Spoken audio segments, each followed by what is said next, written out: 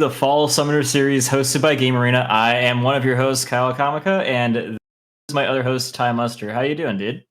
I am doing great. I am excited. I have not casted League of Legends in a few months now, and I have been feeling that itch, I tell you what. So I am excited to be here today and get a good cast going on in the Summoner Series, as you say. Yeah, same for me, dude, honestly. But as soon as I got the call from Game Arena, I just could not say no. And so, Yep. yeah, we've got a good little set of matches coming up for you guys. We're in the Final Four, as we like to call it. This one in particular is going to be Manchester versus Cleveland. Other side of the bracket is going to be Ohio State Scarlet versus Miami University. Yep, and heading into this bracket, Ohio State Scarlet is the team to look out for, the sort of team to beat. I was talking with, as you saw based on what I was wearing, I'm a Cleveland State alumni, and I was talking with the esports director from Cleveland State, PJ, and he brought up, yeah, Ohio State is pretty heavily the favorites. We're hoping that we can punch up to that level. And Manchester, a team that is currently above Cleveland State in the overall standings. It was 3-2 for Manchester, I want to say, and then 4-1. No, it was 4-1 Manchester, 3-2 Cleveland State. So coming into this is two teams who are closest, arguably, out of all the teams. Should be a good match then. So far, we're seeing a couple of bans that seem a little bit specific aside from the Ashe one. Ashe is just one of the best hands down ADCs right now, but I wouldn't be too shocked if we saw Cleveland throw up a Jinx as well. As I've heard from our producer, it's been a favorite of the day for the Manchester ADC is Jinx. And it's a bit quirky for me in particular as somebody who's casted Cleveland State for a long time, seeing the Renekton ban that's been in their previous rosters. One of their signature picks is the Renekton, and now we're seeing the Wukong come out as their first pick. You know, a good flex pick, can go jungle, can go top, and then Mel on the other side is the hover for Manchester, which as well makes sense. Mel's pretty strong right now from what I am aware. Yeah, she's decently strong, although for team fighting, I don't really rate her too highly for team fighting, because I'm gonna give you a little story from earlier today. I was playing a little bit of flex. Mel, She kicked my butt in lane, but she lost the game despite being 14 and 1. Most of those kills did not come from me, I will say. But yeah, Mel doesn't have that carry through the late game potential, but Manchester can be locking her in anyway. She does have some funny interactions with some of the top picks with her W reflections, though. Yeah, and it seems like it's going to be Mel support, I'm assuming, based on the Ezreal second pick here for Manchester.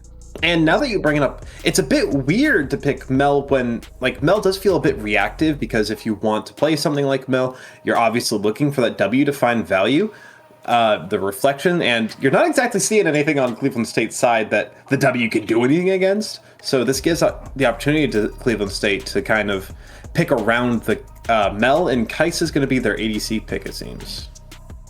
Yeah, it could be a very annoying lane for Kai'Sa, considering if it is Mel support, which I wouldn't surprise now that you bring it up, because it's been very enchanter heavy meta in the support role so far.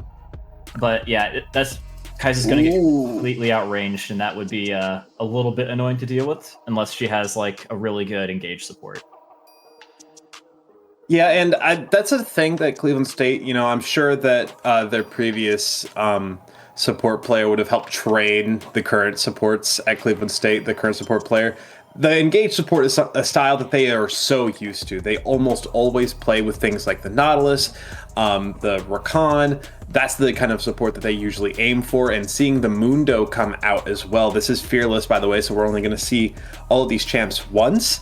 Mundo is such an interesting pick, and immediately I am scared for Dr. Mundo's chances when facing a Jax. Might be Jax jungle, honestly. Could also be Jax jungle, because It's true. Yeah, Jax into Wukong, it can be very, it's pretty good. Like, anyone that does any sort of auto-attacking, Jax just smokes them. He's good for combat in the early game up against people who do physical auto-attack damage, but can also be flexed top up into Mundo. Mundo's probably not going to be killing him by any means. Jax is a good late game carry as well. So, yeah, it's a really strong lock in there for Manchester. Yeah, it kind of turns the top lane for Cleveland State into something that is reasonably gankable by picking that Jax, given the fact that the flexibility that Wukong brings, right? Wukong being, as already said, a flex pick between top and jungle. Jax can handle Wukong and Dr. Mundo, no matter who is up there. So that means that the ganks are probably going to be coming topside a little bit this game, I would assume. Could be, especially if it is Jack's top, then I wouldn't be too shocked to see them doing that, because if Jax does get ahead, he does have some pretty big spikes with his item choices. So if he does manage to get those before, like, say, a Mundo or a Wukong, he will probably just utterly smoke them. So it wouldn't be too shocking to see that. Orianna being banned despite the fact that her W max has been nerfed into the dirt, but is still a pretty good pick overall, especially with the Wukong and the Kai'Sa. Just probably don't want the synergy there. Yeah, and I also want to point out, I could be bronze-brained because I'm not very good at the game, but it's weird to me seeing now Cleveland State investing 2 support bans into something that's kind of the vibe of already Manchester, I think, have their support locked in with the Mel. That could be a Mel mid. They could be reading a very specific Mel mid against this team. But I feel like it's a bit of a very strong commitment into the support. Honestly, I don't blame them because like we said, it could be Mel mid, could be Mel support. They very possibly have some better insights on that than us. And having Braum or Karma with Ezreal would also be quite annoying. Having the ability to disengage or engage pretty much at will against any Kai'Sa or Wukong all in, it's a good ban for them, especially since you wouldn't be wanting to pick Braum with Kai'Sa because of the anti-synergy. Right. And one thing I want to ask you real quick, now that it kind of enters my mind, the Manchester ban on Poppy kind of implies they might want to go some more dashes, some more mobility. Shen does lean into that a little. Jax leans into that. Do you think that the Cleveland State bans are adequate into a Poppy ban? Adequate. Well, I think that they're perfectly fine in all honesty. If they do have a decent amount of dashes on their team, and I don't think Manchester wants to pick it themselves, so it's... Yeah, Poppy is also really annoying into Jax just in general, and if they're leaning heavily into the Jax being their jungle pick, which it seems obvious now it is the case, then yeah, it's a good thing to just take off the table. Yeah, and Shen into Mundo into Vlad currently hover. That would be interesting, but it's just going to be the Talia, so much more standard mid laner there. Very, I feel, standard composition minus the Mundo here for Cleveland State as well. You know, Manchester. Shen is going to be brutal. I just realized how I'm sounding so biased. I'm just so used to saying Cleveland State and being inherently biased to Cleveland State. But you're good, dude. Shen is going to be a nightmare, I think, for CSU to deal with in this position, especially Mundo to Shen, where Mundo's got that weak early game. Yeah, Mundo does have that weak early game. However, I will say that Shen's wave clear is probably some of the worst in the game. So, and Mundo is probably just I would say Mundo has some better wave clear than him. So as long as he has some good wave management, has a decent amount of attention possibly from Jax, although I don't think that will probably be the case. Jack's probably going to be looking to influence the bot lane matchup a little bit more than the top lane matchup in this case. I don't think that we're going to be seeing too much ideally in the top unless someone makes a terrible mistake. Yeah, and it is confirmed now, I'm pretty sure, unless this is somehow a Maokai mid, but it's going to be the Mel mid, so the bronze brain does turn out to be incorrect, so I apologize for that one. Wrong read, but... I mean, like, you're not completely wrong. It is a very enchanter... There have been a lot of enchanters, especially in solo queue meta. There have been a lot of enchanter picks just because of the strength of some items and the decrease of some of the tank items for support. So it wasn't completely far out there. Right, and instead with the Maokai as the support, both teams actually do have engaged supports with a little bit of enchanter-esque qualities, right? Maokai less so, like he's got decent vision control with those saplings. But Rakan does have like the shields, the heals, the CC. He's got like that good flexibility. So interesting to see a double engaged support setup. Yeah, and I'm just looking at both these comps side by side, trying to judge in my mind. I think it's going to be more likely to win, and it's really hard for me to tell, in all honesty. Here's my thing. Sorry, go ahead. I don't mean to interrupt, but on that note, how do you kill Mundo if you're Manchester in the late game? Once this guy has like 8,900 health, who is killing that guy? You need to rely really heavy on Jax. Yeah. I mean, Mel could go some sort of Bernie items. There is a Mel burn build, so it is possible, but Mel is not someone I would want to rely on for kiting out and killing Mundo. Yeah, I do think that Manchester's kind of like playing like we have to win in the early game. If we get to the late game, it's too late, especially like Kaisa can scale really hard as well.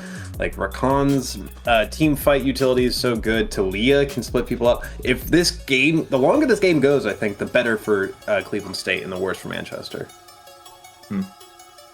That I do agree with you that Cleveland State does have a lot of really strong late game potential. You got the Mundo split push. You've got Kaisa, who's going to be a nightmare, but I would argue that the same is also true for Manchester University. They do have some really strong late game potential here as well from the Ezreal and the Jax. It just sort of depends on if, in my mind at least, if Cleveland can properly utilize Talia to stop them engaging as much as they want, if she can properly prevent Ezreal from escaping and things of that nature. They're pretty much just going to have to stop the kiting potential of Mel and Ezreal. And we don't have to wait 5 minutes to get into the game. It's a beautiful thing. Oh my goodness. Oh, we were talking about it before, but the fact that the streamer delay thing was removed, oh, it's gorgeous. Yeah, I know. I remember the last time I was casting, I just had to sit here and wait for like 5 minutes before the whole thing kicked off. Just so talk. It is a really nice quality of life change. Like, you just have to figure out what to talk about at some point. You just like, I remember there was one game where we're just like, we just started talking about random stuff. It was like a fever dream. It's just what can happen, and okay, we're getting a little bit of a fight here. Yeah, Jax was looking like he's gonna be taking a little bit of damage there. Smart move. Scrub McLord walking up with his jungler there to try and get some vision, but instead just do a little bit of damage. It's not gonna be too overly impactful though, but you know, at least they have an idea of now where Jax is going to be starting and the path that he's going to be taking with that ward on the red. Yep, and it's a huge early Q there from Top Dog to just... I mean, getting any amount of chip damage early as Mundo in this matchup I think is going to be so critical to make sure the Shen just doesn't walk on you level 1, level 2 and instantly kill you, right? Yeah, I don't know. I'm not too worried about Shen just all-inning and killing him off rip. Mundo did a really good job of keeping him from putting his sword in the position behind him, which is very... Shens are pretty reliant on getting that behind them for getting that early game drawback and then dive in onto them. And ooh, a little bit of damage being going on here. Huge from Felix there. I think he hit the...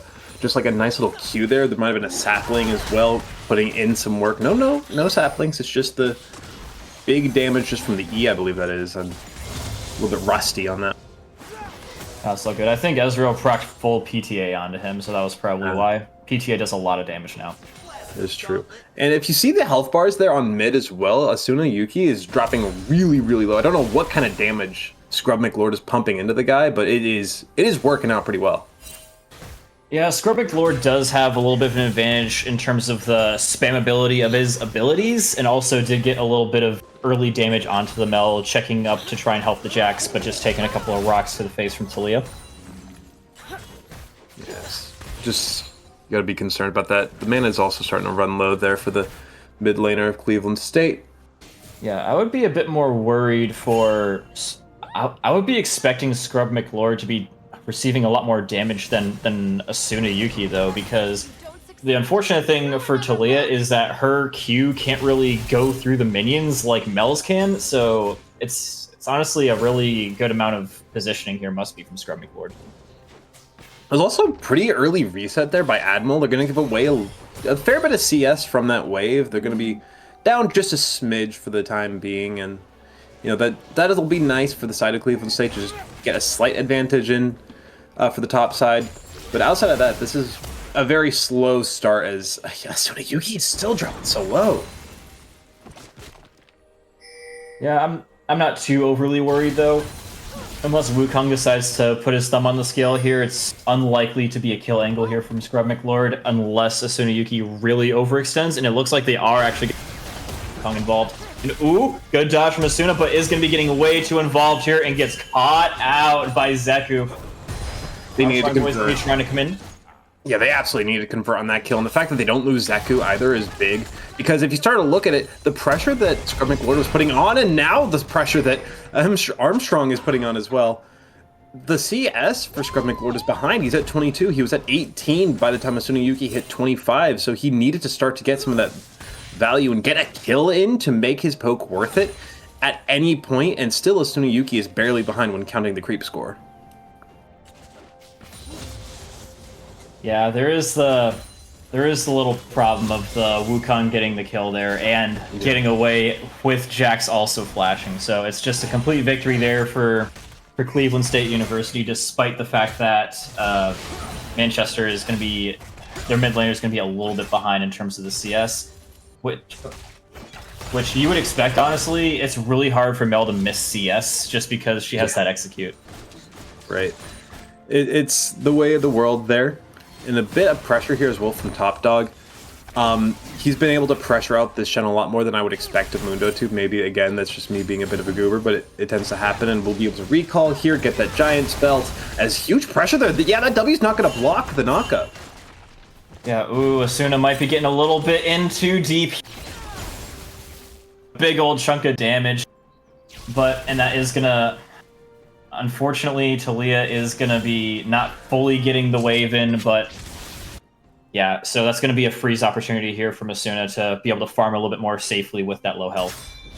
And still so far ahead as Scrub McLord's trying to ping or request, we got to get this guy again. Because he is getting so much damage. The trades have been so good for him, right? So you need to be able to convert off of them at some point in order to make it worth it. Yeah, I do agree with you. As soon as trades have been... I hate to use this word, but a little bit questionable, a little bit cocky, I guess you could say. Just going right up in there. Did properly estimate if the jungler wasn't there, the amount of health he could go with, but is going to get ganked again. Life of a mid laner right here, and Scrub McLord to get a kill of his own here. And the pings are there as well. You know where Armstrong is. You know that the support has roamed up too there from Manchester. So you're able to convert onto that kill with fairly low risk to yourselves, right? It does cost a flash there from Devil, and then he also put in the Ignite. I'm not sure about that call, because it did look pretty easily handled by that point. But this is kind of a necessary kill yet again, as we get some fighting here on the ultimate already. I didn't realize Scrub McLord was level 6. It's going to be a brutality here onto Scrub McLord. Taken down. Armstrong gets that one pretty handily. 2v2, making a 2v3 as the spinning is in for the Wukong. It's another knockup. Big knockups here. And the flash away. Armstrong drops low, will be taken down. The feat of warfare is claimed now by Cleveland State, but they are going to keep dropping players. Yep, they are going to be getting a huge turnaround there, even with the level 6 advantage from Wukong. I was looking at that, and I'm like, oh, this is a win 10 times out of 10. Because in that fight, except for the Shen, who had just gotten level 6, was level 5, and Wukong had ult. Nobody else had ult. That should have been a big win for them, but unfortunately, they were not properly keeping track of the fact that Shen also just hit level 6 and was able to join that fight, whereas the other guy could not. And you saw how low all the players on Manchester ended up being there. A little bit more poke here, a little bit more damage from Scrub McLord in this situation is also going to just keep realizing Asuna Yuki has to, play a little bit more for these trades and get some more value down at some point if they don't want to keep dying and keep being forced to reset at best. Yeah, despite the fact that Scrub McLord has been doing really good so far, I will point out that fight and how he took the ult in there right into the middle of the enemy team was a little bit of a throw, in my personal opinion. Got a little bit stuck there and just right underneath all the close range and melee characters, got a little bit isolated from the rest of the team. Just a little bit of one of the things that probably could have made the fight go a little bit different, in my opinion. I agree, and there's also been a bit of a lane swap here. Flying Red Tiger has moved over to the top side of the map. And while Top Dog is now on the bottom, as Armstrong dropping super low to the exhaust as well, chasing down this Jax, a knock-up, a stun, a flash away. He barely will be surviving. It's just the attempt to chase down, but Devil's been knocked into the turret. He'll survive, just barely a knockback in. Hello, Tower of Toast, but they're going to be fine nevertheless. Ooh, Devil might be going down. Yes, he is from Asuna. Now 2 kills, surprisingly having more than Scrub McLord now. How the turns do table, but it's going to be a kill going the other way. Asuna might be in a little bit of trouble here if Scrub McLord's cooldowns are good enough here. Might be. Yes, it is. That's just gorgeous, man. I know.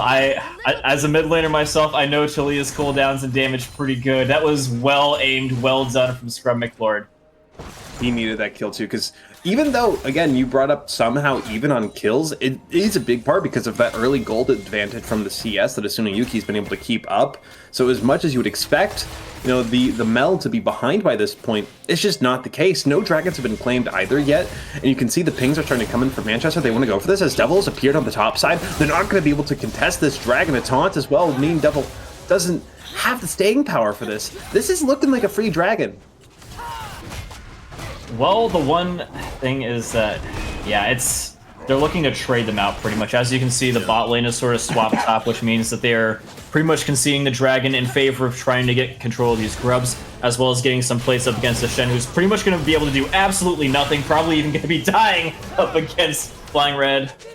Does get a kill back on the Devil, though, but either way, that's par for the course. You're going to be getting plates, you're going to be getting grubs, it's going to be great stuff for the Kai'Sa. Manchester's also kind of going really deep here, not really deep, but quite deep into the bot jungle, and now you see why. Scrub McLord, a flash came out there, I think, from Tower of Toast, or as a Hex flash even. They will force the mid laner out of the lane, but they're not going to get anything out of it that they might have hoped for. Yeah, not going to be getting a kill here, but, I mean, still, it's not too bad. It's a trade of objectives, but I would argue just a little bit of a better one in the favor of Cleveland University, because not only did they get the Void Grubs, which are going to help them take more plates, but they also got some plates in addition to that. Ooh. Huge. That's a dead mid laner. Goodbye, Scrub McLord. Beautiful combo there from Asuna. That's going to try and follow it up, but Devil going to get a little bit rooted up. Not going to be enough damage, though, from first from Mel. I wonder if that was intentional. The W to go under the turret to kind of force the Maokai to chase with their own death. I doubt it was intentional, but if it was, I'm impressed. Yeah, I'm not sure on that one. Couldn't tell you. But yeah, just looking at the overall macro of the game, things are still pretty close. Mundo, he's not going to be having any hard time up against Ezreal here. 49 belts. I didn't even notice that, dude. That is Mundo Gaming right there, though. Give me health, please. Nothing else. One star matters. Dude, I think it's funny that he's businessman Mundo. This dude is selling nothing but belts. He is a belt salesman here. Can I offer you a belt in these trying times, sir? This is also looking like this top turret. This is another thing that CSU kind of always traditionally leans on, is feeding their ADC as much gold as possible. They'll get as many plates as possible bot side, then they'll rotate their ADC up to top side and try to get plates there. This is something that they've always done ever since Scrub McLord was their ADC. And hello. Oh.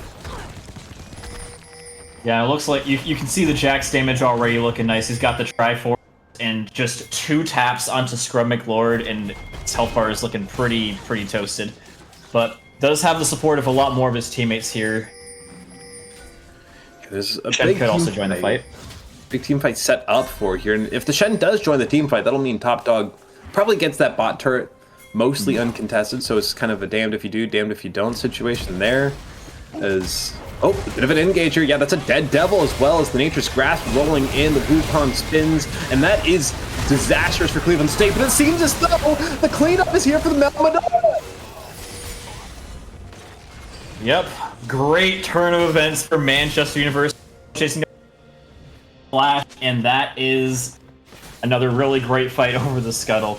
Mundo did go ahead and back off, and which did allow Shen to ult without losing the bot side turret, but it just wasn't enough, man. That engage onto him was just so nice, kept them nice and far away. They were able to get their damage off a lot more quickly, and I think Rakan just had to use his ult. He wasn't really able to hit too many people with the charm of his ult. He was just stuck trying to run around, stuck in a little spot, and he wasn't really able to do too much with it. Yeah, and as well, I want to point out a small little note. You saw all that damage from Felix, I think, onto Scrub McLord there. That is a no full item, Ezreal, by the way. That is just the sheen and just a couple of the components, really, is all that led into that damage, as well as just some nice hit skill shots. Yeah, Mel's gonna be Mel gonna be not able to do anything at all against this Mundo, unfortunately, despite the burn item. He's just a little bit too beefy right now. Shen might be a little bit too overly extended with the spam from Scrub McLord, but gonna be coming in to save the day is gonna be Maokai. If you're looking for a little bit of follow-up here, though, Devil? Yeah, there's no magic resist on Admel there, so Scrub McLord can melt down the opposing top laner, and this looks like a full-on engage here, and they will be able to do so successfully. Knocked up, knocked back, knocked away, knocked into the entire team. And as much as Armstrong might want to go for a follow-up, there is none to be found. A second turret here for Cleveland State.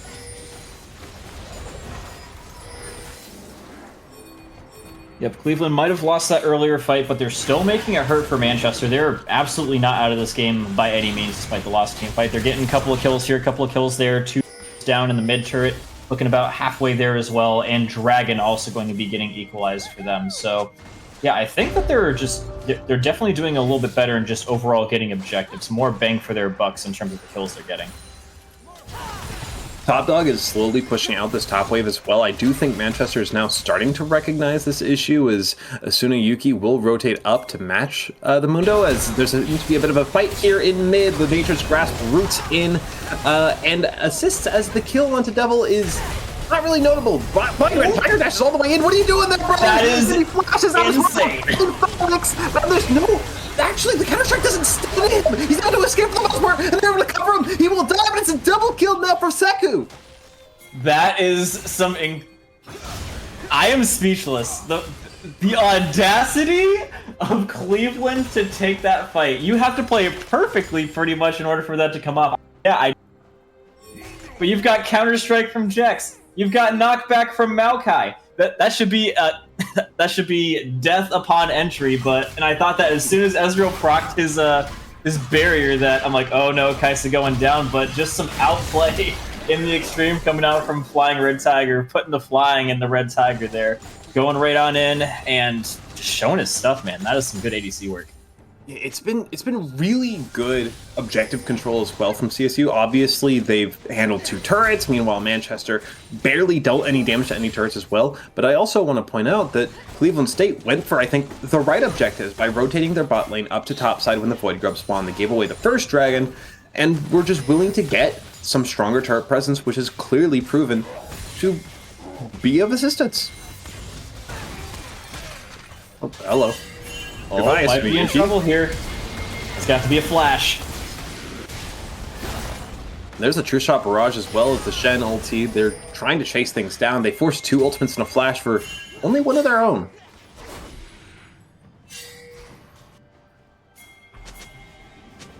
Yeah, won't be back up in time for drag, which is a little bit unfortunate for the flashing players there, but I mean, Mel still has the ability to fight a lot without the flash, just can't get as close as she would potentially like. And a little bit of supportal combat, if it means anything. Just Tower Toast beats up Devil a little bit, okay. Not much to note there, but you know, it's not about winning sometimes. Sometimes it is just about sending a message. Yeah, one thing to note as well is that Ezreal does, for this fight, unlike the last fights, he will finally have his Triforce here as well, so there's a lot of spell strike damage in the future for coming Cleveland's way if in this next fight. Yeah, a lot. Those first items are generally all across the board, if I'm not mistaken, now built up except for Tower of Toast. Devil opts for a cheaper first item, of course, so he's able to build it up rather simply put, as the fight is beginning on bot side while there is a 1v1 on the top side of things. Seku just playing far back as hello, Riftail charging out in the river, getting a little bit moist. Yeah, dash to it. I dare you. What were you intending for there? Oh, and almost got the tower too. Another expert play from Flying. Oh, Nature's Grasp. That's going to hit onto Devil, and it's going to easily handle a kill onto Devil, but they might have to give away 2 kills. It's a beautiful re-engage there for Cleveland State. 2 kills all of a sudden, man. Oh, and that might be great use of the W there, saving his own life there. Yeah, we are starting to see the difference in carrying potentials. No! Flash being down from Mel, gonna be coming back to bite her in ways that we did not entirely expect. Not able to flash away from the deadly redemption call from Devil.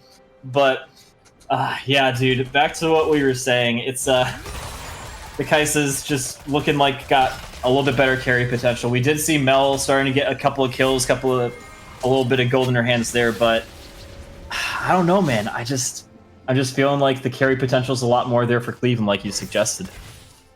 Yeah, and now that the early game quote unquote has kind of passed, and this Jax hasn't gotten super fed. This Ezreal's got a lot of CS, but not a whole lot else to talk about. Nobody's gonna be able to kill this Mundo, man. Top dog is 0-0-0, and that is exactly what he wants right now, I think. Yeah, Dragon gonna be up in 16 seconds here as well. Gonna be looking to see if they can potentially do some annoying stuff around here, but nothing really gained.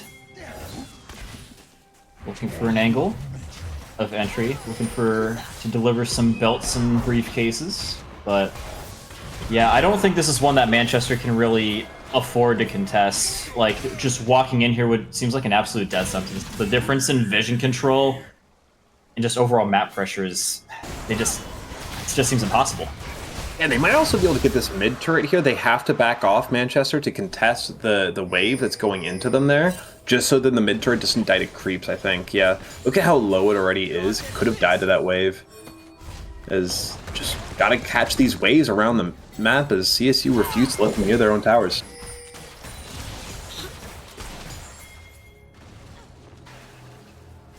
Yeah, now Otacon's up here as well, and they may have pushed the waves, but unfortunately Manchester's not really in the best of positions to contest this right now. But they're gonna pretty much have to, otherwise, nah. It looks like actually Cleveland's just gonna be warring it up, just keeping good track of it, and so that they can get a good back off of their own. Cleveland would actually also not like to fight here right now because they have a lot of gold to spend. That True Shot Barrage is a fair bit to Flying Red Tiger, and obviously gets me intel that, we're good. We don't have to worry too much about Otacon here. We can keep doing what we're doing. We can keep it with our gold. No need to expend any summoners. Those teleports don't need to quite go out yet. As again, there seems to be a Mundo split pushing, and this turret, how much health does that get a health have, check on man? that turret? 21. That is about as low as it gets, and there's quite a few players hovering on Flying Red Tiger. Flash, flash. You got it now, man. Dying Red Tiger. No, not quite.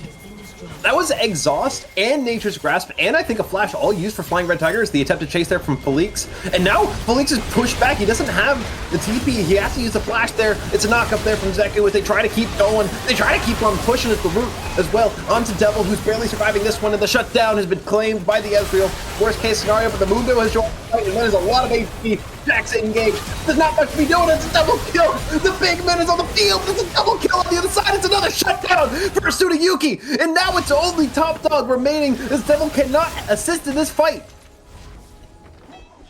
Yeah, although I don't think that... Look at Manchester's health. I don't think that they're going to be in any potential shape to take down Otacon. It's going to be a good goal. They were tremendously down bad in terms of gold. Still about 2k behind, but that's just a little bit of a lifeline there for them. And you can... I know I was downplaying the melt a little bit earlier. They really did save them a lot there. The fact that Shen and the tanks were able to keep Mel just able to do damage without taking any in return. Kai'Sa also being out of that fight pretty much instantaneously, only relying on the Talia for the damage. That was one of the major things that kind of killed Cleveland there, was Kai'Sa not really being able to contribute as much. Even though it's sort of anti-tank with this build, you've got the Leandries, you've got the Blackfire Torch, it's still just going to do so much damage from a Tsunayuki onto Flying Red Tiger. And Flying Red Tiger, of course, you're not going to be building defensive items very much. As Admiral, will you be able to get out here? Might have to ult. Doesn't have it. Oh yeah, he doesn't have it.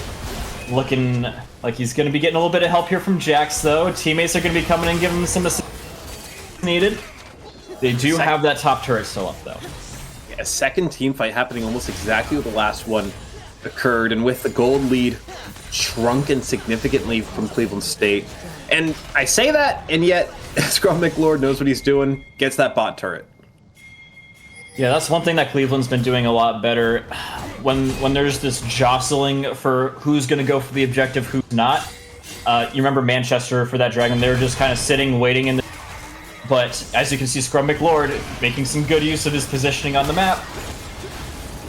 Top Dog going to take the brunt of that Nature's Grasp, as Devil will also take a heal there onto a few players, but it's nothing too significant. That turret was the biggest thing that's happened recently. Not even much damage outside of Armstrong.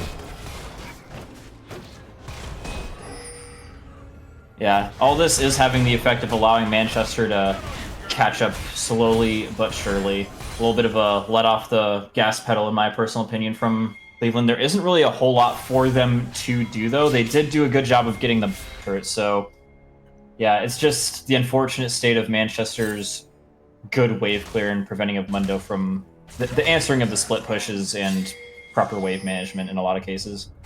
Even if things go perfectly here, though, for Manchester, Cleveland State have done such a good job of applying cross-map pressure that, you know, they have so many turrets. Goodbye half of this top turret's health, by the way. Ooh! Yeah, we're just seeing late-game Mundo with 178 Heartsteel stacks now.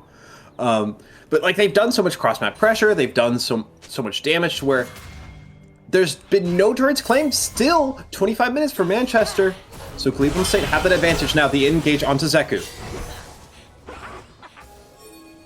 Couldn't quite get the Kaisa there. And they're going to be able to use the fruits to get themselves back up. Vision as well going to be gained courtesy of the Talia, but all the while this is going on, Top Dog is happy to have this last as long as it possibly can, this fight of the dragon. All the while, he's just going and getting his stuff. Going to be looking for potentially a little bit of a steal here, Cleveland. It's a 4v4, but Admiral does have the TP as well as the ulti, and they're about to come in. Flying Red Tiger, the first kill. Asuniyuki is gone. And they have some ability to pressure out this dragon, but, I mean, realistically, I think that this might just be handed over to Cleveland State now, assuming the Flash War is won, but no, it's actually taken by Manchester, and they might be able to turn this fight around off of that one. Armstrong points for the counter strike with the flash away from Flying Red Tiger, but Felix has got it covered. Scrum McLord dropping low as the Mundos walks into the fight, but it might be too little too late. Power of Toast drops Scrum McLord, the support getting that extra little bit of a kill. Zeku gone as well, and there's nothing more to be done. Devil's already escaped barely with his life, and now it's just a question if Top Dog can as well. Will we finally see Mundo going down? Potentially. Armstrong does get there, can't quite jump because of the slow. He would have been able to, though. So still no death for Mundo, but a good little smite steal for one, and kill despite the fact that Mel was dead. We're starting to see the Ezreal starting to be able to do a lot of good damage as well. I think the fact that what we're seeing here is a lot of the carries getting isolated from both teams. Like, we saw that Mel was in a little bit of a bad spot from the rest of her team, got completely killed, jumped on it, taken down, things put the earthwork being put underneath her by Talia, no escape potential for her. The same thing, unfortunately, did also happen to Kaisa as well later on with Jax and I think one of the other people able to just jump on her and let Ezreal just pepper her. Yeah, I think it's going to be who can protect the carry better from this point forward. I want to point out there as well is it's not just who can protect the carry better, but whose carry can play better, because I do think Flying Red Tiger overheated a bit in that fight, went a little bit too deep, right? Even though, of course, he's got more kills than the opposing ADC, that doesn't mean much. Yes, you have Nashor's Tooth. Yes, you have 3 items in general, but at the same time, there's now 3 items for Felix, right? You've got that Maramana, you've got the Triforce, the Spear of Shojin. So this Ezreal, despite the fact that has 1 less kill, that CS has brought him up to another, items worth. And like you say, that's where a lot of that damage is coming from. And that is the big threat of these team fights right now. And as unfortunate as it's to say, when you got a Mundo, he kind of needs to be in these fights, man. That is a good thing you point out there as well. Ezreal's just been slowly, steadily, even though he's not been participating in as many fights as Kaisa. Let's look at the little bit of the gold difference. That CS, I think, does give him more gold, or at least par gold with Kaisa, which is pretty insane for 40 CS gap. But, ooh, go ahead. I mean, the team fight has already begun. Devil dropping low, and the Nature's Grasp isn't even necessary for that one. Armstrong super low, but Flying Red Tigers found the initiating kill there for Cleveland State. Got to go a little bit deeper to 2 now. Suddenly, can they keep going? Can't they keep getting more? The answer, it depends entirely on the Zonia's Hourglass. Flying Red Tiger dropping low as Felix finds another kill, and it's gorgeous there. It's another kill, and now Top Dog is forcing some recalls as Baron is not to be claimed. Yep, but turret is looking like it's going to be claimed. This is still the Goodbye. secondary win condition for Cleveland University. Despite the fact that they are now pretty handily winning these team fights, it's still going to come at a trade-off. You can't let these fights take too long, otherwise Mundo is going to take your bait. I hate this guy, man. I hate this guy so much. Not Top Dog, but just Mundo. Why did he get to walk on the inhib while there were 2 people already on him and leave? He has 0 deaths. Yeah, now in theory, Manchester does have some good split push potential here as well, but I'd be saying that more if Jax was the top laner, but he is not. So in theory, they should have the ability to match this because Shen should just be able to go and match. Like we said, the wave clear is not that great. It's going to be made a little bit better by the Hydra, the Titanic Hydra here, but still, Mundo at this point is just going to be clearing waves like nobody's business, pushing, applying a lot of pressure, and that's going to be something that Manchester University, like we said, just has to find some way to contend with. Make sure that these fights don't take too long, even if they do win them. They're kind of considering looking to engage here as Tower of Toast actually gets, a well-timed sapling to spot out that ward, also spots out Devil. So Devil can't quite go for the engage that they were looking for, trying to use Flying Red Tiger as that juicy little bait. Devil able to escape 9 death. That is a considerable amount of deaths, but ooh, Tower of Toast looking extra toasted now. Flying Red Tiger gonna be getting the kill onto him, but Armstrong Boys the other way. So looking like I don't know, this is a risky Otacon still though, dude, with those low health bars and the ability for Cleveland to re-engage with the Weaver's Wall. There's another issue with going for this Otacon. It's that Top Dog is aiming your base again. He's running taking a Nexus turret, and now Cleveland say they're going to stop the recalls, and Animal has to 1v1 the Dr. Mundo now. Even with that kill, there's still the threat of the Mundo just walking into your base, and Animal is he's dead! He's going to die! The Ghost is in, and goodbye to your top laner. Another kill for the big man. Oh my goodness, this guy, he just goes where he pleases. Spell immune, super speed, runs away. He's full. Like a thief in the night, bro. Full. I hate He's this already guy. popped to full health like 5 seconds after a fight ends. This is... How do you manage this, dude? This is looking pretty grim for me. He's not even recalling, dude. Like, he's probably sitting on like 1,000, 1,500 gold. He's just gonna take a gold check off. Yeah, if we can. Yeah, 1,700 gold. He's just sitting on it. There he goes. Oh my god. It's just late game Mundo. The problem though for Cleveland State is your win con that you're playing for, the one that really is making you tick right now, is the Mundo. In Fearless, you're not going to have that next game, assuming you even win this one, which is not a guarantee.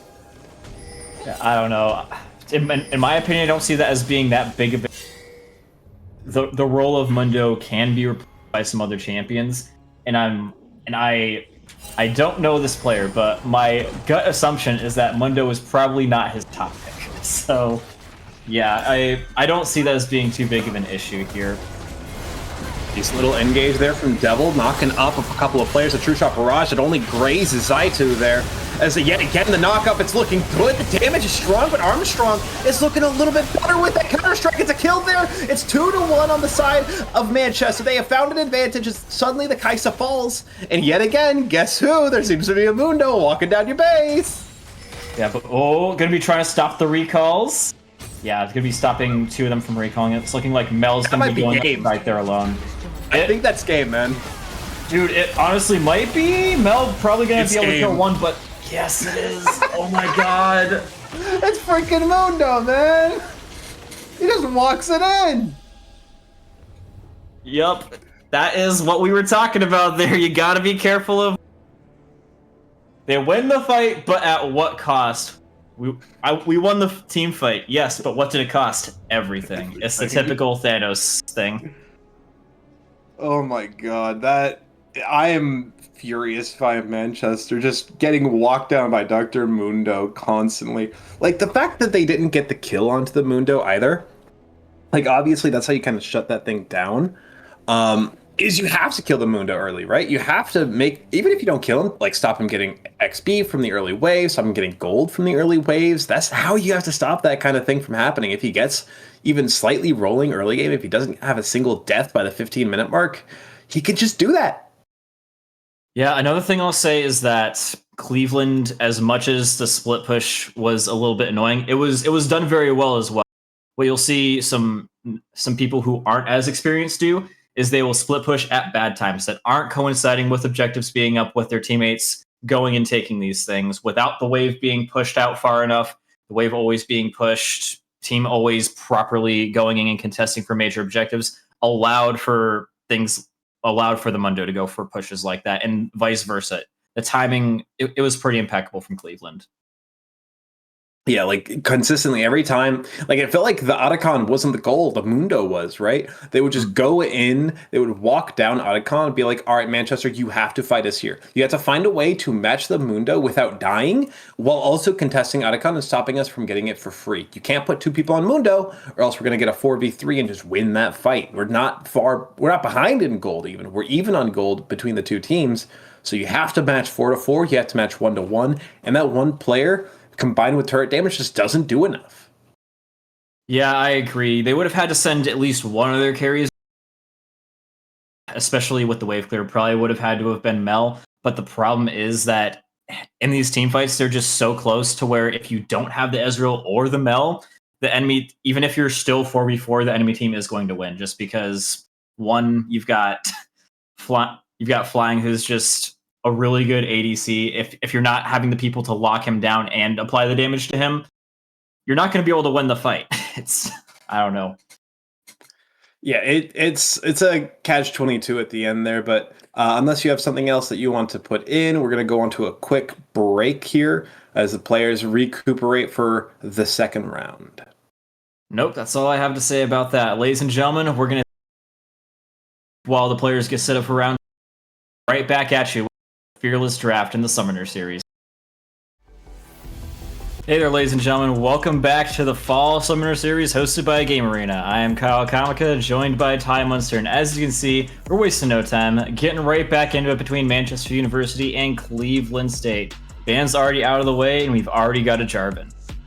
Yeah, not only is the Jarvan already in, right? This is a new pick for Manchester, obviously, Fearless Draft, right? So you're not going to be able to repick any champs that have been played before. For anybody not in the know at home, if you're family or whatnot, Fearless just simply means that if a champion has already been played by either team, it is effectively banned for the rest of the series. So even if,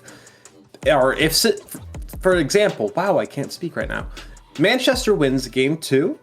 All of the champs from game 1, as well as all the champs from game 2 that were played, are no longer playable. That is how it works. The bans are game specific, so the bans don't carry over, only the champ picks.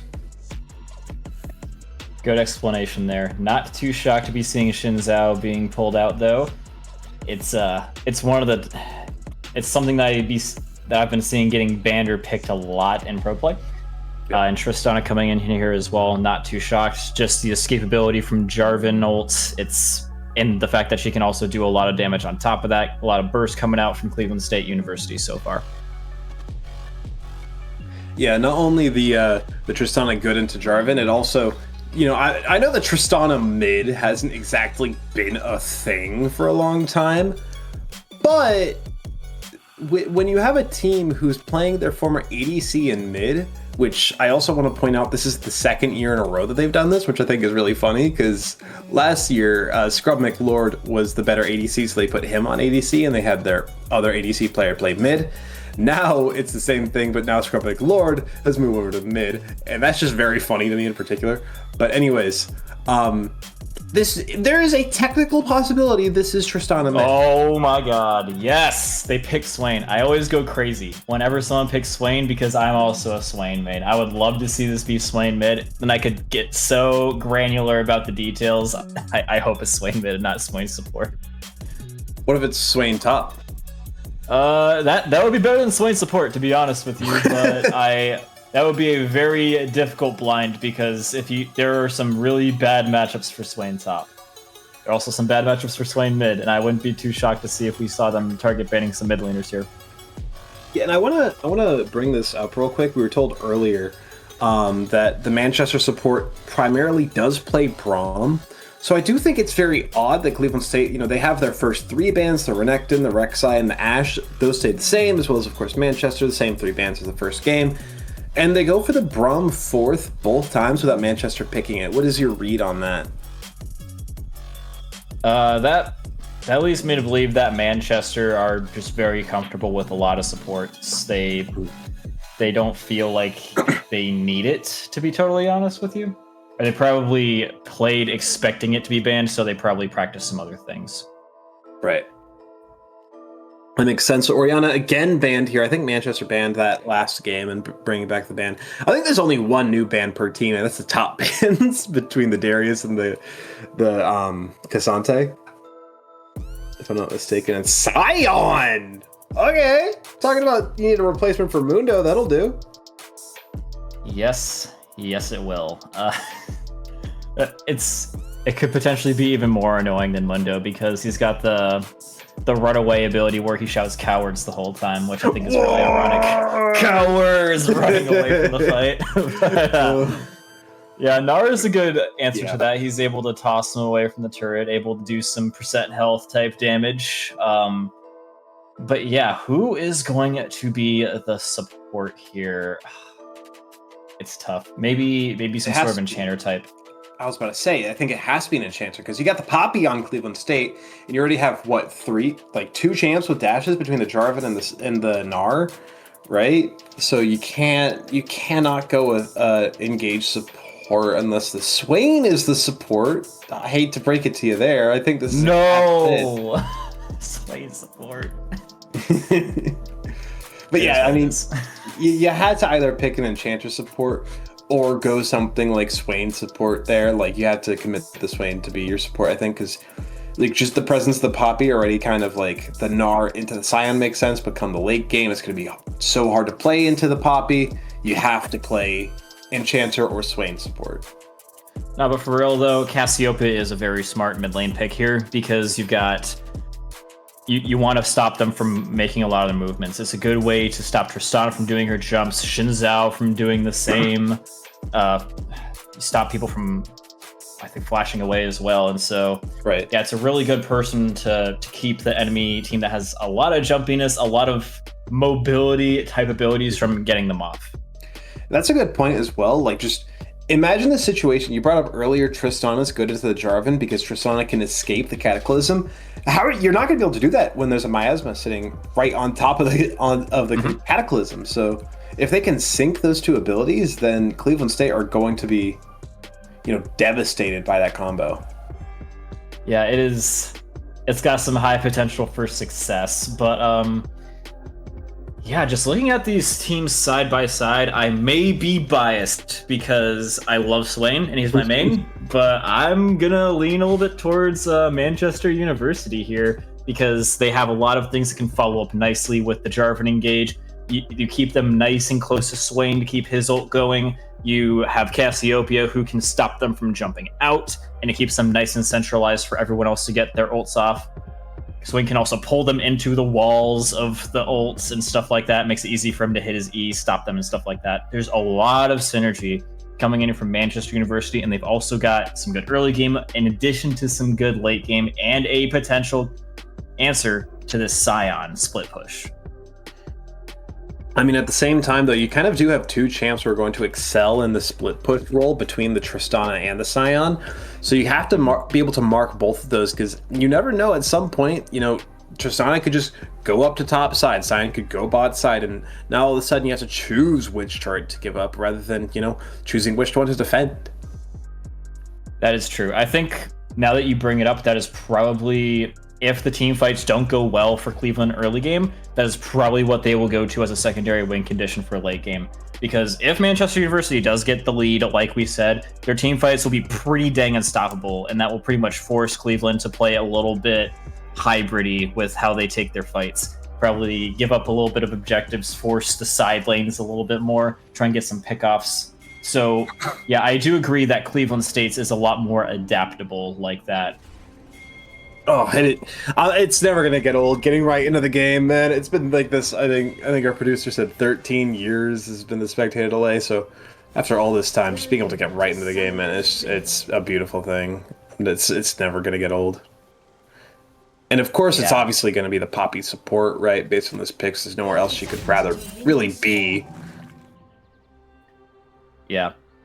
Yeah, I think it's gonna be funny because like in a couple of years there'll be a new generation joining and playing League of Legends that won't have to deal with it, and they won't know what we're talking about. But we'll be like, "Ah, you're very fortunate, young one, to not have to deal with 5 minutes spectator delay." Back in my day, you had to wait Right? 5 minutes for the game to start. But yeah, Oh, it's already that way for like I'm an old head for a few games. Like, I started playing Smash and Brawl. I started playing Overwatch right when it came out.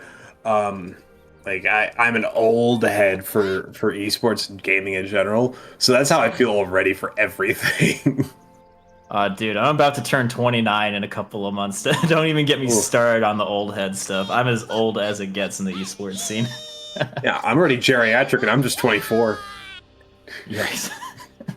Geriatric is crazy. But yeah, we are going to be getting going here pretty fast. I am a little bit worried for the Cassiopeia, just taking some chip damage early on, but I don't know. Ooh, that's a good little grab there from Swain and chip damage onto the Tristana.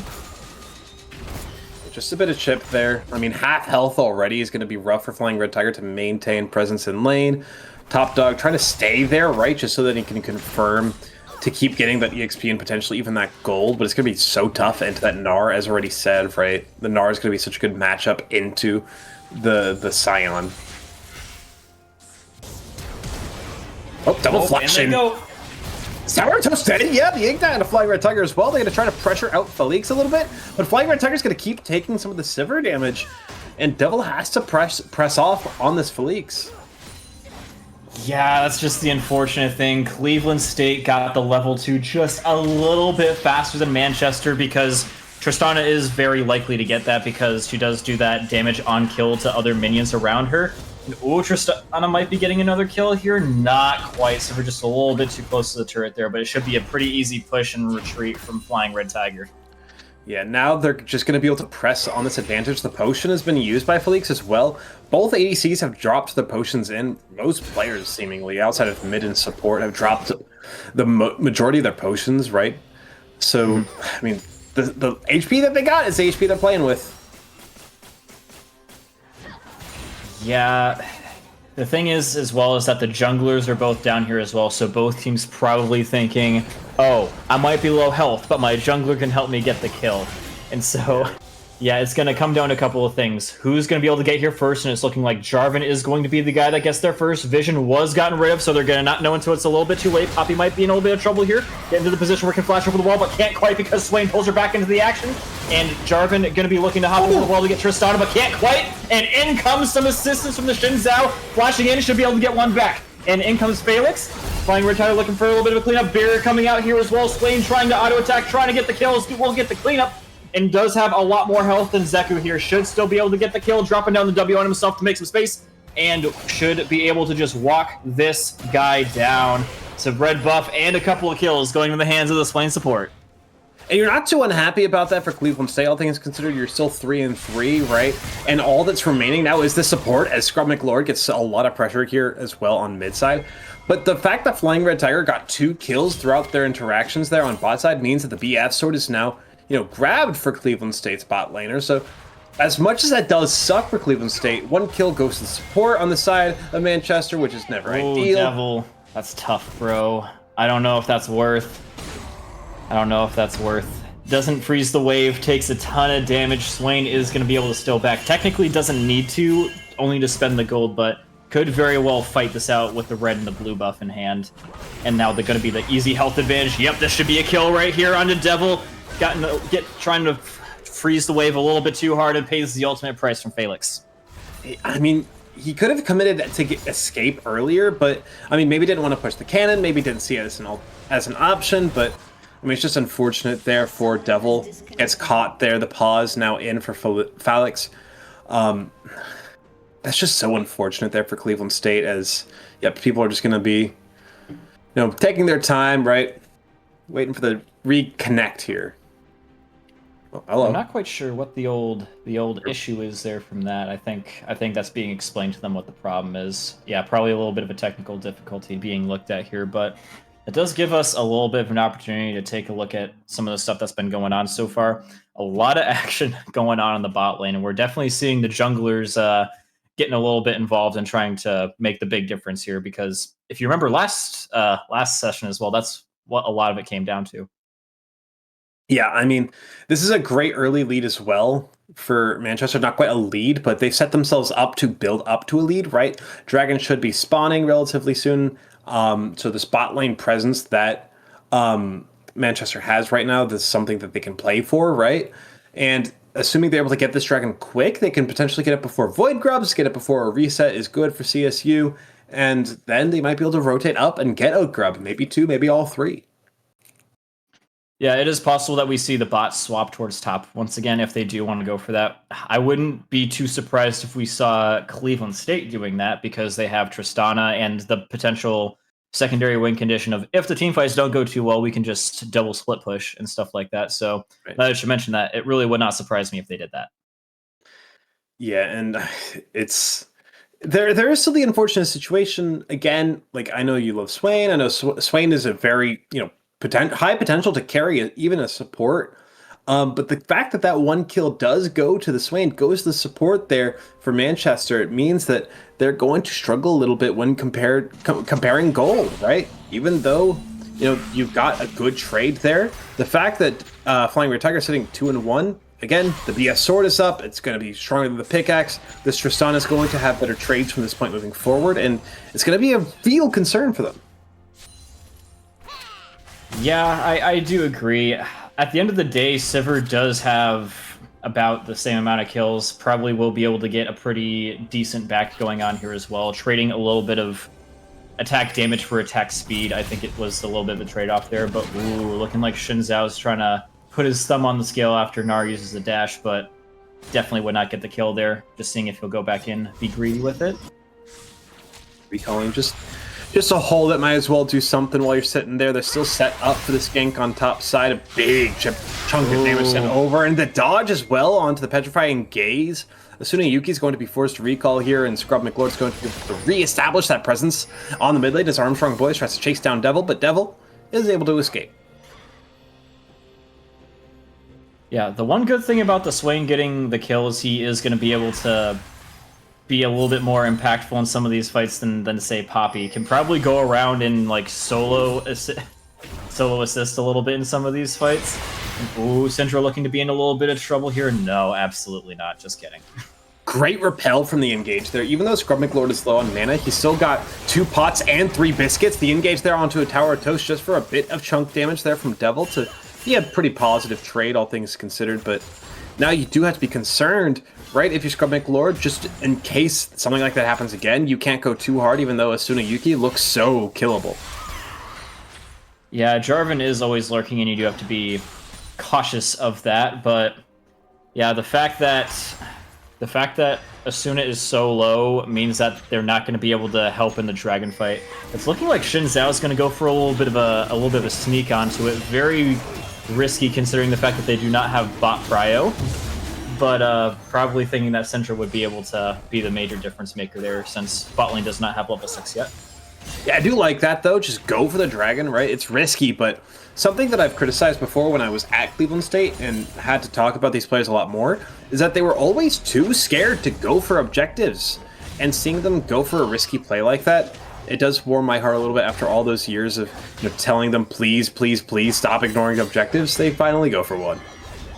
Now, you are actually correct. Super right about that, though. Like, there is such a thing as respecting your opponent too much.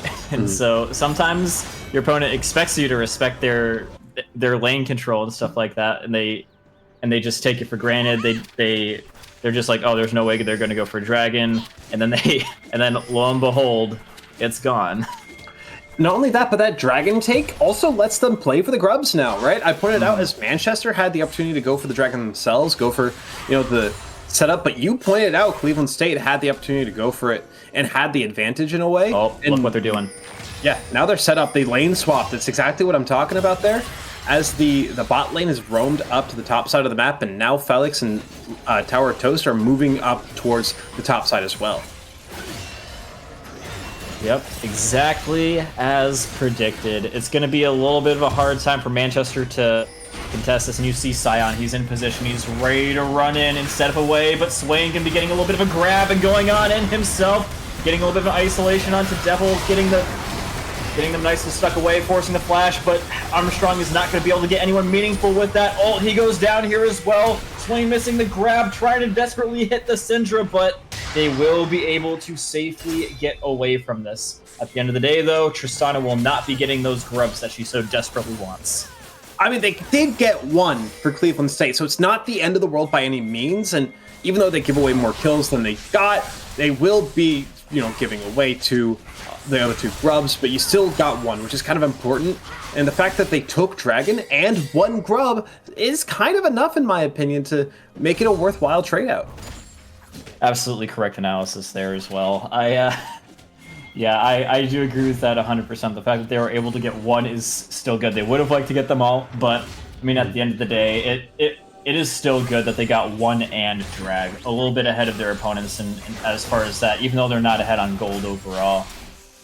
This is so weird that they put Asuna Yuki on top side against a 3-1 Tristana. Maybe you're hoping that Asuna Yuki is going to be able to match out Flying Red Tiger and Devil better than your own bot lane, but this is so weird. Maybe you're just hoping more so for the pressure onto Scrub McLord, who's been so difficult for Asuna Yuki to deal with.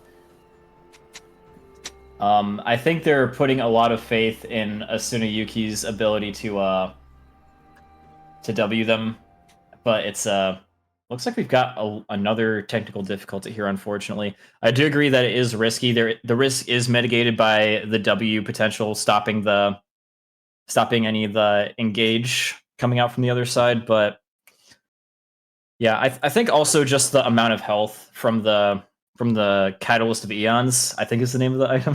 God, you're really putting me to the test on my item names, but yeah, I think it's just the amount of health, the level differential, and the ability to stop the engage is why they're doing that. I've seen that specific component like twice in my entire life now that you bring it up. Like I don't pay much attention to items outside of what I specifically play. Most of the time I used to play a lot of top, a lot of support. I've recently moved over to ADC just because I find Smolder very fun.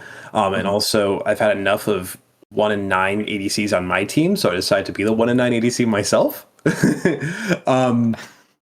But I literally have never played a champ who needs that item. Like, I played Cassiopeia like twice in my life.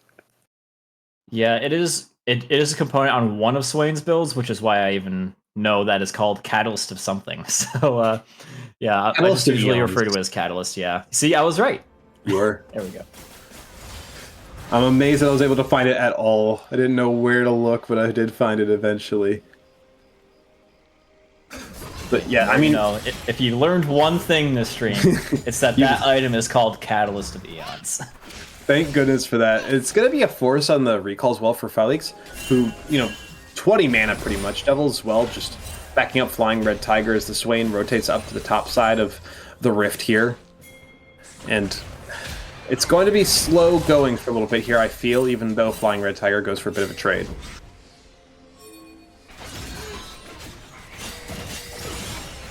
Yeah, I like the fact that Sivers being able to get a lot of this solo XP in gold. It's a little bit interesting of an idea, just leaving her alone here up against the Syndra, but she does have the benefit of having her spell shield, so it's not going to be as risky. I think they might be actually concerned about Cassiopeia into Syndra at this stage is potentially a little bit difficult, because if you saw her getting comboed earlier, a lot of those combos that weren't killing her but getting her very low health earlier are going to be killing now, because Syndra now has an extra Q to throw down. And the Fated Ashes as well, and one single Dark Seal stack might just be enough to kind of tip the scales here or there. So it might not just be sorry, go ahead.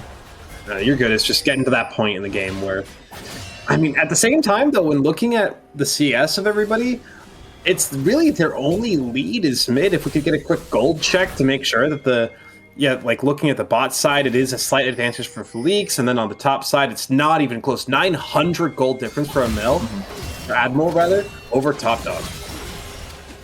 Yeah, he should be all right here. Swain going to be giving some assistance from across the map and getting them nice and tucked away.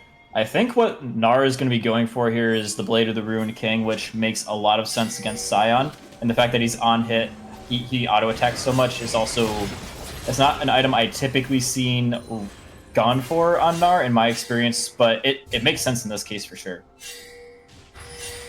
So much presence here on the bot side of the Rift as the next dragon is up and waiting for whomever is here to claim it. Armstrong taking a bit of chip damage here. Devil maybe wants to go for the fight there, but no pull in from Tower of Toast is a bit of a thing to be concerned about. Now all of a sudden the fight is going on. Admiral dropping real low. There's a bit of a knock up there as Devil is slain. Instead, Flying Red Tiger needs to find the damage, but it's not going to be enough. As it's so, all of a sudden, the Demon Ascension is doing all the work necessary to triple kill for Felix, and the fight is easy pickings for Manchester. Dude, the amount of damage soaked and dished out from the Swain there is ridiculous. It's the catch-22 of Swain. If you hit him, but you don't completely focus him, he's gonna out-heal you. But if you don't hit him, he's just gonna apply his on-hit, his area of effect stuff to you the whole time, just constantly damage you. He does a surprising amount of damage for having built not a whole lot of damage items so far. The Rylai's as well gonna be slowing them down, making it pretty much impossible for them to escape the Sivir. You're being slowed at the same time as the Sivir is accelerating towards you. It's a really not fun thing to go up against for Cleveland. I pointed out earlier that it can be a bit of a shame whenever your support gets a kill, but now we are seeing it pay off now. Tower of Toast 2, 1, and 8. Its Riley is now built up for this Swain, so once you're in that Ascension, you're never escaping this Swain. He's just going to be able to chase you down, pull you in, and evaporate you when combined with Felix. The AoE damage on the side of Manchester is ridiculous. Dude, and that combined with the Solstice Slay, it makes it so easy for him to hit his E. Go ahead, sorry. No, I'm sorry, I just can't believe that Q hit, and yeah, they're gonna be able to pick up an easy kill even with the Mega Dash. Or maybe not! No what shot. the hell is that? Tower Toast is here as well. There's no ultimate available. They give away the kill. Admiral outplays them all. Dude, that is unbelievable. Like, that's like on par from seeing that Kaisa play earlier. Oh my goodness, I would love to see that again. Assuming that we do have replays. I forgot. Yes. Oh, there's a bit of a kerfuffle in mid lane as we see it. Yeah, that is gorgeous there, man. Oh, this Flying Red Tiger. Look at how low he is, man. Barely missed that one, but there's no kills, so I'd rather rewatch the beautiful Gnar ultimate anyways. Yeah, bro. Just perfect timing on getting that up and hitting all three into the wall and then flashing over the top of them with the speed boost. Ah, dude, that is so great. Here we go. Cowards running away into the enemy team's base, trying to find a way out. Yeah, he's not getting out of this one. Yeah, I mean, best case scenario now for Top Dog is that you're able to not give away a kill, but you are going to, at the end of the day, give away a kill. As Yuki just dipping out there. Armstrong not too concerned about the death pass of Scion. And, I mean, maybe you get this bot turret for your troubles, but you will give away this Rift Herald.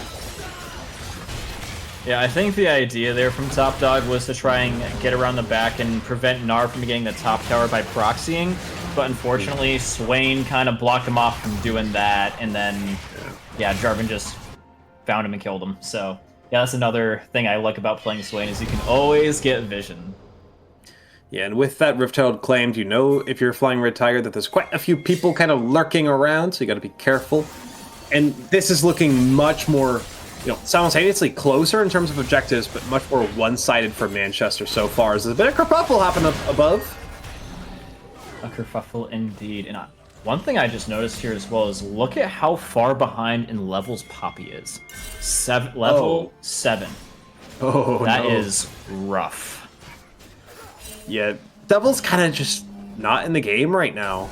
Like, the best that you can hope for if you're Devil is just, you know, knock somebody up with that W, knock somebody into a wall with that E, as now Tower of Toast with that ultimate in, and the whiff there from Devil as well. No value there. Pull him in, take him down, double kill there for the Sivir. 7 kills now. This guy has 1 billion gold. Man, dude, that hurt to watch a little bit. Could have totally saved himself there. But another. Yeah, bro, this Swain is out of control, bro. Especially with the Solstice Slay. Slaying with the Solstice Slay. Every time he hits one of his CC abilities, he gives more health to his teammates, and it's pretty much a guaranteed. Like, dude, oh my god, this was a close game. It was. When did it stop being a close game, man?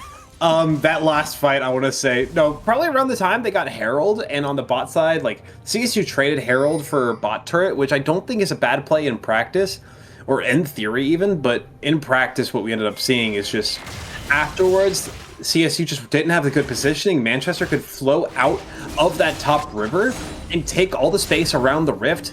Not out of it yet here, as now the first item is up for Top Dog, is now almost up to 3 items now for Felix.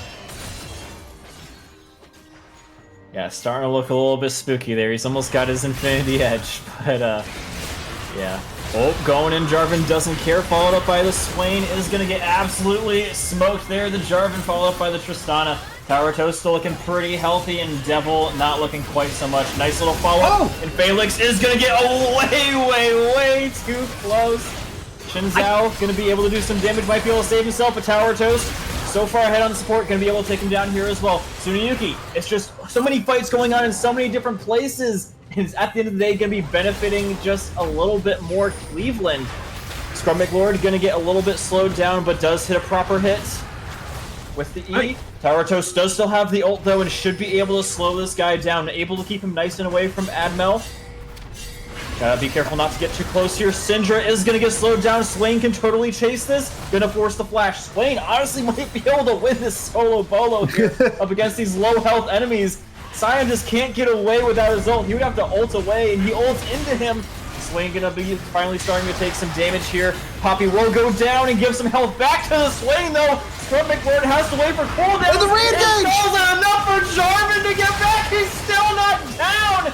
Xin Zhao will finally kill him, but man, oh man, is that not a testament to the power of Swain or what? That is obscene there. The Tower Toast able to live. Get 2 more kills after the fight was lost, by the way.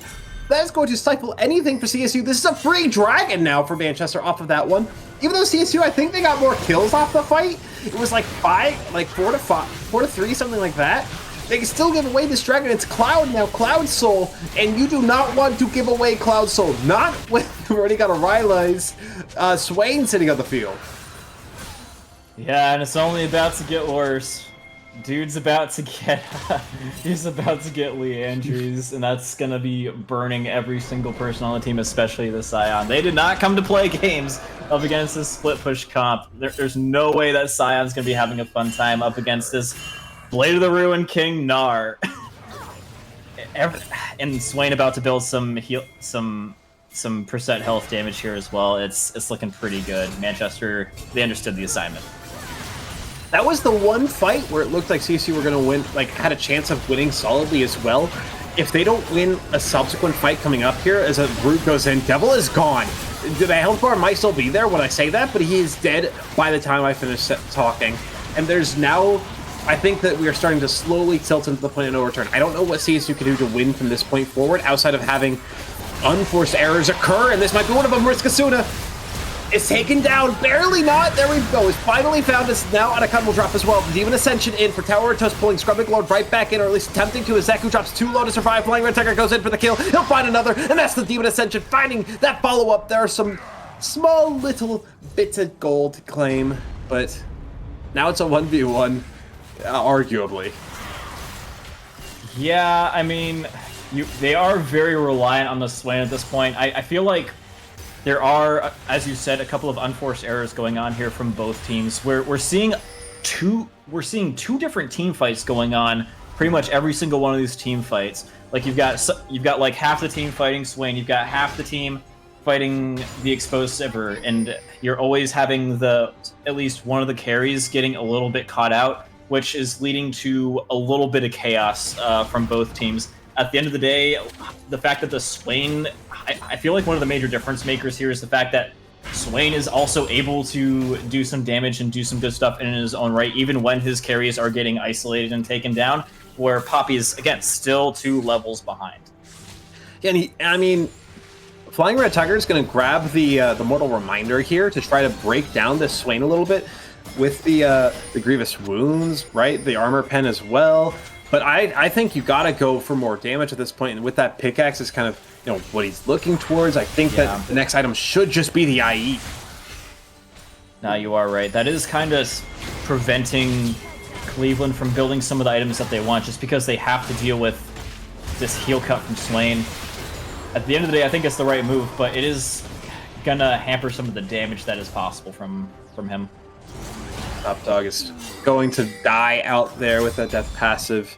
They're so hard now to play from this position from Cleveland State. They can try to play for some small micro wins here or there, as the bot turret is maybe the objective, but look at where CSU is. Nobody's controlling any waves. Nobody's getting any gold right now. Manchester is soaking it all up for themselves from this position, and CSU aren't exactly positioned to win out a fight. Oops, Swain might be getting a little bit found out here. Just kidding. Whenever you think Swain's got he's knocked out! Great hit away from the Poppy, though. That's exactly what you needed. Otherwise, probably would have been a very close 2v4. But in comes Risk Asuna to try and give some assistance where assistance is needed. Nar going to be trying to jump over the top and get stunned out. Can't quite get the knock into the wall off. But still, it is going to be a good Cataclysm coming in from Jarvan, keeping them nice and able to be hit by Swain, who's going to be coming back and joining the fight. It was a very visible petrifying gaze there as well from Asuna Yuki, locking down both those Cleveland State players, Zeku and Devil. You know, 2 low impact kills to get from this stage. You really want to look for Scrub McLord and Flying Red Tiger. Those are your main targets realistically, but you still get those 2 kills. You still get the exit frags, and your Swain doesn't die critically. Tower of Toast, even though he's taken out of the fight. That 300 gold bounty is the one thing you're worried about now for Manchester. If that goes on to Flying Red Tiger, all of a sudden, all the fortunes could switch as he's building up to this Affinity Edge. Yeah, or Scrub McLord, honestly. That would be a pretty devastating amount of gold to give away, as he's now trying to build Rabadon's Death Cap. And that would... Syndra's damage, as soon as she builds Rabadon's, is going to be very scary. Can probably one-shot Nar with a combo. He is going to be building Black Cleaver now, so it's possible that he lives it. But Sivir, if she gets caught out without the spell shield, will go down. Cassiopeia will probably have a hard time surviving it as well, even with her items. But I think, yeah, this is just going to be a little bit of a scary situation from Syndra. No objectives up anytime soon either. The next up will be this Baron, I believe, at 25 seconds, if I'm reading that correctly. A bit of a fight up on top side between Admiral and Top Dog, but Top Dog cannot survive. Look at how low this guy is again. He will have this wave to push with if he chooses to, but I don't think he can risk it. Yeah, the wave. Bit of a fight here. That's going to be another kill given away to Devil. Devil's been kill stealing a little bit, but I mean, you're happy to get one either way. And Zeku! The Dragon was claimed? When the heck? What? Am I blind? Yep. Nope, the Dragon was up, and while Cleveland was chasing kills, Manchester went and got the Dragon, and the ultimate price is being paid. Tristana's going to go down, allowing Sivir to get even more ahead in terms of gold. Top Dog still not being able to push out top, adequately dealt with by Adamel this time. Yeah, they're handling these split pushes much better than they were last time, I have to say. Yep, and it's a Baron angle as well, with enemy jungle dead and enemy ADC dead. The only thing you really have to worry about is the Syndra, but at the same time, you really don't have to worry about the Syndra, because she would be absolutely insane to try and go after these guys with all these things. You have to try, though. The game's starting to get away from you, so Syndra, as much as you would hate to do it, it's gonna try. Going over the top, great hit onto the Swain, gonna try and burst him out, and absolutely does. Felix, really low, all it needs is one little auto attack and goes down. Scrub McLord coming in to save the day with Top Dog. Admiral forced out, and oh my god, with him up. Armstrong gonna be trying to kill the jungler with Asuna coming in now with the TP. Oh my god, Asuna gonna be getting taken down now here as well. Everyone's just showing up a little bit late, and it's super chaotic, but at the end of the day, the carries of Cleveland save the day and will be able to flip the Baron. potential tactical pause here coming in from Manchester, I would assume. But that was such an important fight to win, and so important, like you say, the carries both survived for Cleveland State, and they got the shutdown onto that Swain there, right? I don't know who got that one. I wasn't paying attention to that specifically. It was Asuna, I think. It was Asuna? Syndra. Okay, so going on to the Syndra there, going on to Mr. Lord, Scrub McLord there, it's great, right? We were talking about before. I think that, that's top 2 players who you want that shutdown to be going towards. It was big damage. I thought the Devil's engage, I think he got forced in by, I want to say Admiral pops the blast cone to force Devil into the Baron pit. It looked disastrous, but he ended up finding the kill into Felix. He ended up finding the value, getting some knockups, getting some distraction for the rest of his team, even though he's at a goal disadvantage. Sometimes that doesn't matter. Sometimes all you need is just your presence as a support, and that could be enough. Stop and engage, get and engage. It doesn't matter if you die sometimes. Yeah, I think one of the very key things that you brought up is the fact that they were able to find an inroad onto the ADC. Poppy pretty much got launched right on top of him, got him nice and stuck, and then Syndra coming from around the corner. I thought it would have been, I'm like, just looking at it, at the situation, I'm like, there's no way Syndra can go in and steal this. And objectively, should have been a very secure Baron scenario, but as you can see, is going to be knocking the guy up and just walking right into Syndra, getting a lot of free space here. Unfortunately, is going to be just hitting up the Poppy here. And Scrub Lord now getting a free, easy angle onto it, having gotten rid of the Jarvan. Free kill as can be for the Syndra Scrub Lord. It's also a DC call that might have played an impact in the mid-fight, but I also want to point out again, it was a small thing. I would assume Tower of Toes was the one who DC'd there based on how things went out. But, Flying Red Tiger got the ult, like you say, onto Armstrong, right? The Jarvan knocked away. It wasn't a fully charged ult. It wasn't even much of a charged ult.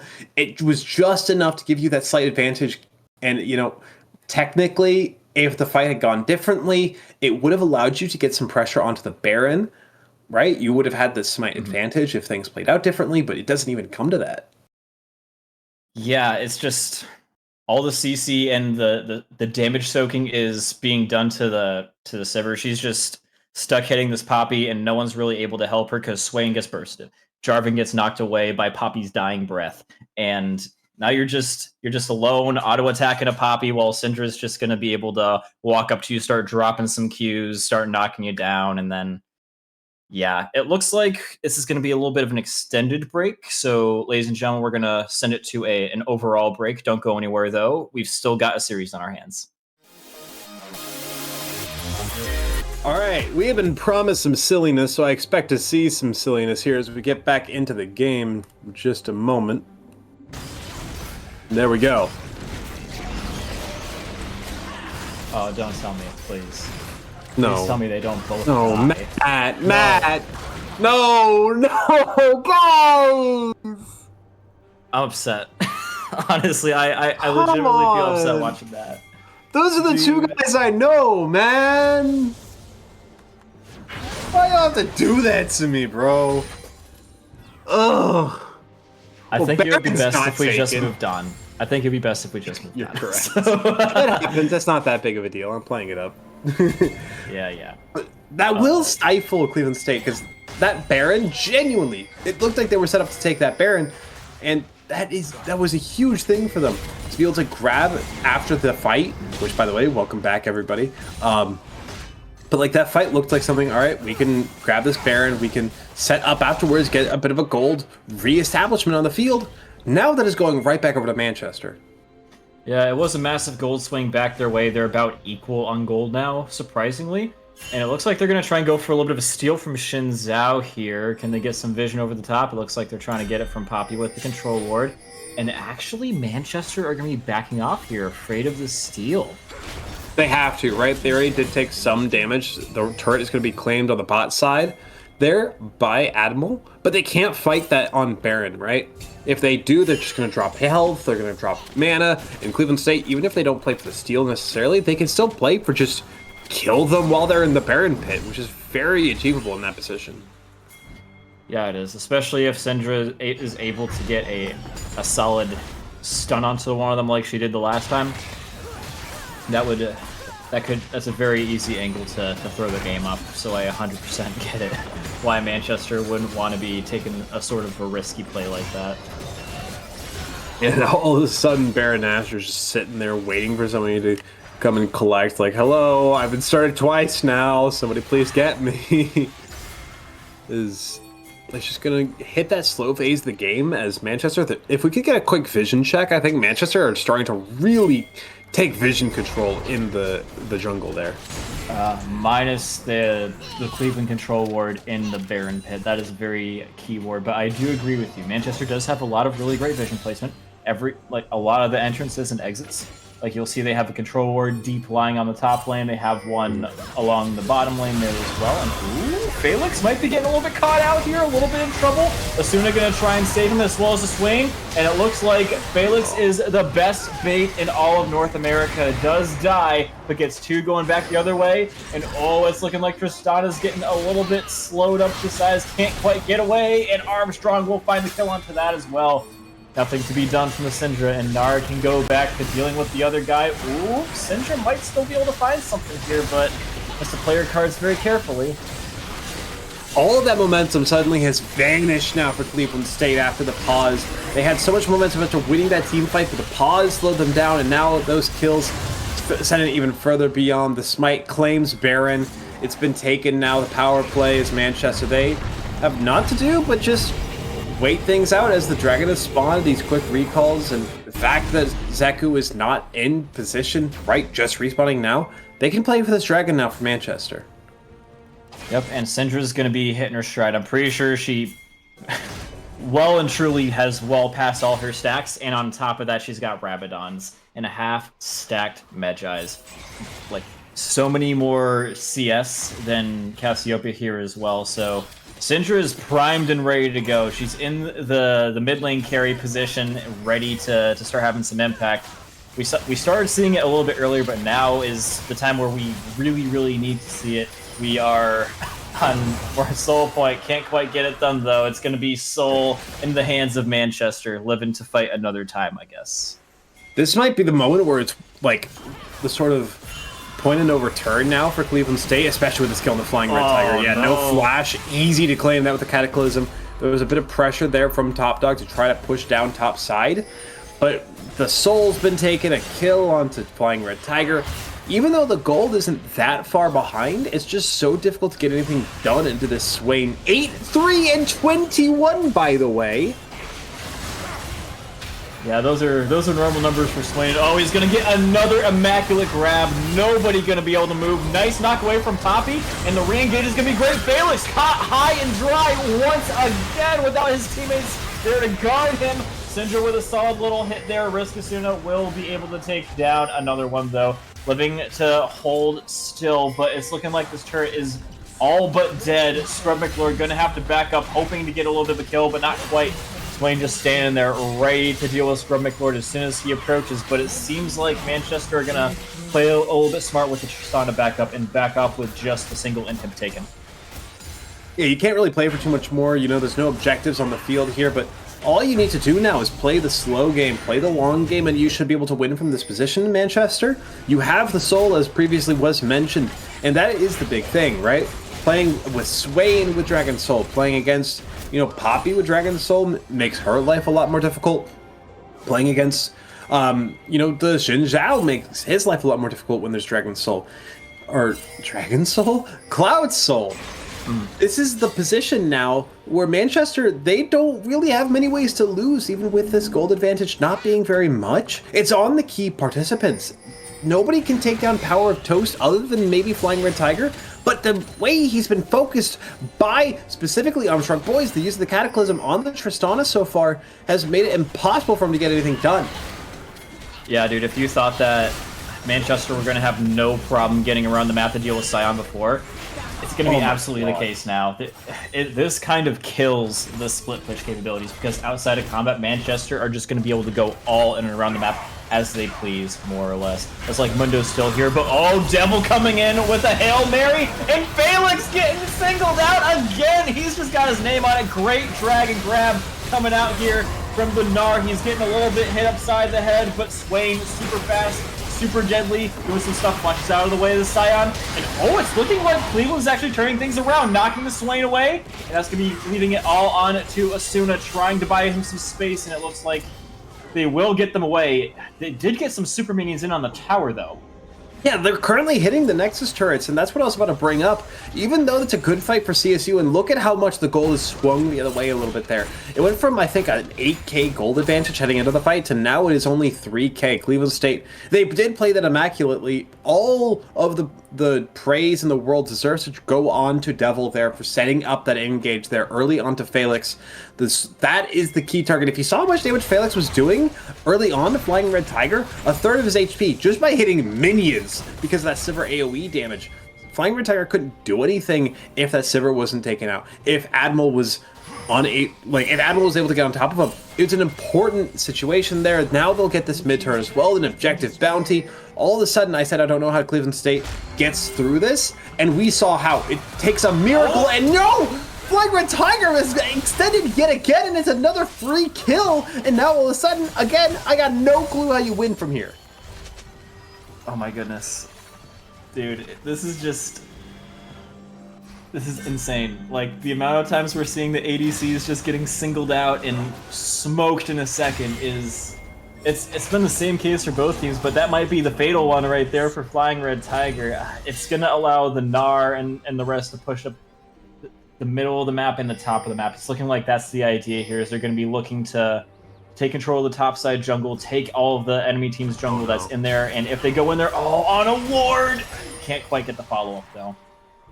That's still so dangerous there. And I want to point out the best KD in the lobby is currently held by Tower of Toast, sitting 10, 3, and 22. Another gold bounty for the Swain. And again, it all comes back to that early kill that he got. It was a 1-in-1 for both the bot laners at the very start of the game. Tower of Toast seemingly took a kill that wasn't his, but it has carried Manchester through this late game and carried them through what is looking like their game to lose. Felix just running up in front of his team and flashing some mastery at them. But yeah, this top side turret push, it's looking like they're just gonna try and get some prio and then consider going for Baron. That seems like their angle that they need in order to end the game. And as you can see here, they're just sitting here waiting for their opponents to go and check these bushes. Swain gonna know that they're in there, throwing a little bit of an E. Oh, and he goes as predicted. He knew it, and he gets him. Knocking him away, though. It doesn't matter, though. The other players that are left have come up and risen to the occasion. Devil getting absolutely eviscerated, almost killed there by that Sivir E. But yeah, that's gonna be everything that they need. Tristana down. They forget about the Baron. This is the end game scenario here for them. I really think Top Dog should have pushed down onto the bot side to try to force some presence out because they played for the same exact play consistently. Cataclysm locks down Scrub McLord, has a flash to escape, but the Swain Q attempts to go down, as well as the Demonic Ascension here for Tower of Toast, but now they have to find a way to defend this Nexus, and it's just not to be as it slowly shrinks in health. Slowly, but the inhibitors respond! Cleveland State have been given a lifeline here! Dude, we were saying we don't know what's going to be able to save these guys, but that might have been it. Unfortunately, even that is not going to be enough, as Manchester University are going to be able to drag one back and push this into map 3. I thought maybe there was a chance there when the inhibitor respawned. I was so confused for a moment there. None of the turrets would respawn or anything, right? That bottom Nexus turret could have respawned in theory if they had waited long enough, because it did go down quite a bit ago. But it was so close to being a clutchable situation. But at some point there, when you're playing that situation for Cleveland State, it just stops being winnable without a Hail Mary play, without something, miraculous to go on. And Manchester were sitting in the top jungle the entire time. North side of the map was completely infested with blue there, and CSU didn't play for another objective. They didn't play for the bot turret. They didn't play to push out waves elsewhere. They knew what was going on, and they just fed into it. Yeah, I know. I understand the idea of, we know that they're going to try and go for our top turret here, and then go for Baron and stuff like that. I think that was the major issue there, is they're like, we can't let them get Baron. But unfortunately, like you said, Manchester just put themselves in such a good dominant position with the mid inhibitor gone. Wave always going to be pushing. You've got the wave push topside, zero vision in your own jungle, and Swain is just always going to be able to see into that one singular bush that you do have vision in, and they're just sitting waiting. I understand the idea behind it, but I agree with you. That doesn't mean you have to play right into it like that. Exactly. And it seems as though we're going to go on to a quick break, an opportunity for these players to reconsider their situations. And one more reminder before we do, this is Fearless. So all of the strats that have seemingly worked so well, the Mundo running it down, the Swain unbelievably fed, are now both locked away. And we're back. Yes, we are. With the final round of Cleveland State University versus Manchester University. It's been a banger of a series so far that's gone all the way to the final round of the Fearless draft. And yeah, it's been a roller coaster of emotions. There have been deaths to Baron. There have been crazy all-ins from Kaisas. There have been even a couple of technical issues in a full PC swap. But here we are, ladies and gentlemen, at the finish line. This is interesting to me. Cleveland State, they opt to ban away the Braum first in the first round of bans, where they've been banning the Ashe, Renekton, and Rek'Sai. That's been their first three. In Manchester, they go for the same first three. But this is interesting to me that they go for the Braum immediately. I think they fear the Braum coming out immediately, and they're immediately going to lock in the Ashe as well. Manchester, don't ban it away, so Cleveland State get the free pick up onto that. What's your read on it? I feel like they are expecting it a little bit more now that we're getting to the bottom of the character pools. And similarly, we're seeing a character that was banned in the late stages of the last drafts being hovered and really heavily considered here, which is Orianna. Again, despite the fact that the W nerf has come in, Orianna is still a very good team fighting champion. And that's always going to be the case, right? It's one of those champs where, no matter what happens to Orianna, as long as her ult has AP scaling, she is always going to have some form of viability, just even if it doesn't, right? Because it's that sort of almost ranged Malphite ult in a way where you get to pull people in. Obviously not as good as Malphite ult, but, it's somewhat comparable in a way. And Jhin, I'd like this as the counter pick for Manchester to go against the Ashe. Yeah, that makes a lot of sense as well. Let's see what... I'm wondering if Manchester is also going to look to go for something like a Nocturne of some kind, just to deliver the Orianna ult a little bit more. And I'm wondering if Cleveland will try to either pick or ban something like that accordingly. You can tell that they're heavily considering it as well. So, yeah, Ahri, that is good into Orianna. And Vi is good in the fact that it gives them some good engage, follow-up engage, and it denies a potential delivery for Orianna. Yeah, and it's a very quick Vi pick as well. They're very confident in that one when compared to they had to think a little bit about the Ahri, but they know immediately, yeah, let's go Ahri Vi. I think this might be one of those things they may have scrimmed and prepared for, is specifically the Vi Ahri. Yeah, I like the Sylas pick here as well. He is one of the top 5 mid laners right now, and he does have some great ults on the board as well. He's got the Vi ult, he's got the Ashe ult.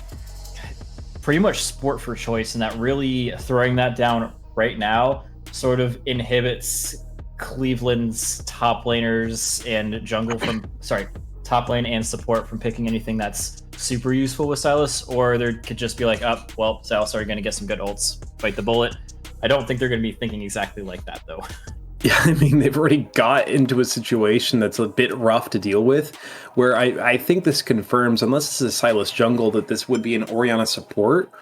And Sylas already has a great ult to choose from here, right, with the Ahri ult.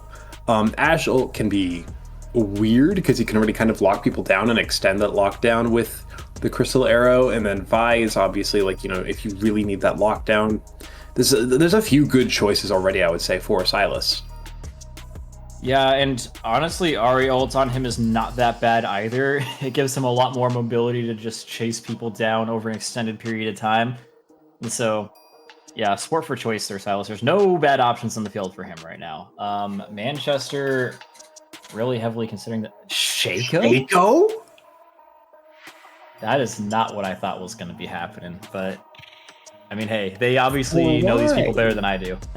Yeah, I think I know this team better. Why? I don't know this jungler Does very anybody well. on Cleveland even play Shaco support? Not unless this is a new type of thing. Like, this is something I've never seen. Yeah, I think that our producer sent us a message, and I think that it's kind of, he might be kind of right on it. It could just be a throwaway, right? You're running low on time. You don't know what you're going to ban, so you might just pick something like, all right, we'll just get rid of the Shaco. We don't want to play against Shaco. We don't have any better ideas right now to go against, and Shaco's a champ with a bad ult, so might as well ban it. Yeah, joke's on us, I guess. Yeah, it looks like Manchester can be locking in the Orin top lane. Not too surprising, because they're already looking pretty good for itemization. Orin just gives them even more suspension into the late game. Assuming that they're going to be putting that on Jin's, i.e. Silas's. I don't know. He could put it on a lot of things for Silas. Probably Hextech Rocket Build if he goes that direction. Who do you even pick as your top now for CSU? Mordekaiser? That's correct. That's absolutely right. I didn't even think about that. I was like, maybe Vayne, but that doesn't synergize with his comp very well. You need something tanky to help handle Ornn, and I guess this is the best pick? But I don't know how I feel about it. This is the best pick. Absolutely, hands down. You're giving Silas the Death Realm. That scares me. Yeah, that is true. The thing is like, yeah, that is the one bad thing about this Pantheon support, though. Interesting. So Even after the big time nerf. Yeah, I was actually gonna bring this up earlier when you were talking about champs that can deliver the Orianna ult. Pantheon was one that I kind of popped into my mind, right? As if you want to play that, if you're looking at maybe back then, you could have played Silas top, Orianna mid, and then picked like a better support in place with this Ornn. This still could kind of be the case where it's like it could be Silas jungle, Orianna mid, and that doesn't seem to be what we're looking at here. Is the Blitzcrank of all champions, the Blitzcrank. Wow. Okay, so draft for both teams. I do agree. I can't quite tell you the last time I've seen Silas jungle. It was definitely, I think, over a year ago. Back when it was like actually really picked a lot because of his damage, which has since been nerfed a little bit. So yeah, that's quite interesting. This is the result of a fearless draft. Absolutely, we're scraping into some uncharted territories here, but that's part of the fun. Yeah, this is a big oddity, especially like I think that the Blitzcrank pick makes a lot, or brings to light a bit of reveal as to why you banned the Shaco earlier. This might have been something you were planning, right? You don't have very many hook champs left after the Nautilus gets banned, so the Blitzcrank, something that I don't think does very well in the Shaco, where that gives another body to block the hooks. And I think that the Blitzcrank, it kind of solves that question in my eyes. Yeah, it's definitely something that goes along good with Jhin, and I think that's pretty much start and stop. What the idea is with that is it goes good with Jhin, we're gonna pick it. But just looking at things from the other side from Cleveland State, they have a really good meta ADC, they have a really good meta top, they have a really good meta jungler.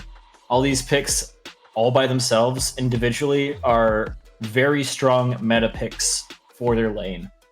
But they have a lot of good engage, they have a lot of good disengage. Just looking at the comps side by side, I think that the ease of execution and just what their comps bring to the table is a little bit better for Cleveland State. Answer me this question though, if you may entertain me here, Kamika. How on earth do you ever kill this Jhin if you're Cleveland State? There is so much counter engage here between this Ornn, this Blitzcrank, even the Orianna and Silas have some counter engage, especially if Silas takes, the Cease and Desist or the Crystal Arrow or even the Death Realm. There's so much counter engage here for Manchester, and another great ultimate, by the way, to pick with a Pantheon, but that's a whole other point. Yeah, if I'm Silas, I'm probably thinking mostly going to be targeting the Vi and the Mordekaiser pretty much, so that, because especially with the meta of this in particular matchup, the ADCs have been proving to be pretty, I don't know, available targets, we'll say. And so, and the fact that Sylas could take Mord ult, just go straight in on the Ashe, I feel like that's going to be the main idea here for him, especially because that's one of the major things that made them win the last series is targeting, isolating, getting rid of Flying Red Tiger. Potential invade there, I think that they might be looking at there for Manchester, but nobody in CSU is even considering playing on the bot side. There's 4 people huddled together playing butt buddy right there on the top side of mid bush. Yeah, I don't think we're gonna be seeing any early fighting going on here, but yeah, oop, I might be mistaken. It looks like they are gonna be able to get that ward down. Very key, very crucial. That's gonna give Cleveland some intel on where Sylas is starting, but the same thing is not going to be there for Manchester. Vi could just as easily go top, help Mord, 3-camp it, or full camp clear towards the bottom. They just won't really know, but they're gonna absolutely know for Sylas. Yeah, unfortunately, no respect for Top Dog for having the skin L plus ratio. No, I'm kidding. Well, but it looks like Ori is actually going to get a ward down on the chicken, so they will have a little bit of an idea there. It's not going to give them as quick of an answer, but it's still going to give them an answer. Right, and the fact that you have that at all is, of course, going to be nice. Just, you know, you won't, like you say, it'll be slow, so you won't know before Top Dog is already, you know, experiencing a bit of assistance before the ward becomes useful, right? It will be, I don't know what I'm saying right now, but Zeku will be top before he'll be visible by the ward, if that makes sense. Yeah, exactly. Scrummack Lord is putting so much pressure. All 3 games, he's been focusing on the poke damage, focusing on trades, rather than the wave. And now the wave is being, like, he's simultaneously doing both a little bit better here. Yeah, he's getting both. Ari is pretty good at doing both just because she has these things that can target both at the same time, like her Q, W, it's all really good for both wave clear and poking with damage. And it looks like Cleveland are going to be catching the fact that Sylas is going to be going towards the bot, and they've seen the Vi as well. So both junglers are going to know that each other are in the area. Great grab and knock-up follow-up. Devil going down once again. And Manchester University is going to be taking the lead into the hands of the ADC. That's a huge hook there. Tower of Toast. That is an early establishing lead that you have not seen in either of the previous games, right? Tower of Toast has been an MVP level player so far for Manchester, and I think that is yet another example of such a thing, as he delivers a kill that should not happen and does not happen if it's not for the fact of Blitzcrank. Yeah, I agree with you. We've been talking a lot about, like, oh, ADC this, ADC that, but not often do you say, oh, the major difference is the support. Like, I mean, it's the thing in solo queue, absolutely, but, like, a lot of the times it's, like, you're heavily talking about these guys, oh, Scrummack Lord can be landing an incredible charm, forcing the flash out from Risk Asuna, but Sylas would have been there to get a pickup kill the other way, so. It was the forced flash, but it was a great flash there from Asuna Yuki to get out of dodge, right? The reaction there from Zeku, it's a dirty flash. Yeah, definitely needed a flash there. But, yeah, Tower of Toast definitely being a major difference maker so far. I think we definitely need to be keeping a little bit more of an eye on this guy to see how many more hooks is he going to get. He's definitely one of the major playmakers so far for these guys. You see the pressure that he's putting on, right? It's the opportunity cost of using hook and not having it is what Tower of Toast is playing for right now. He's just threatening the idea of I could hook you at any moment.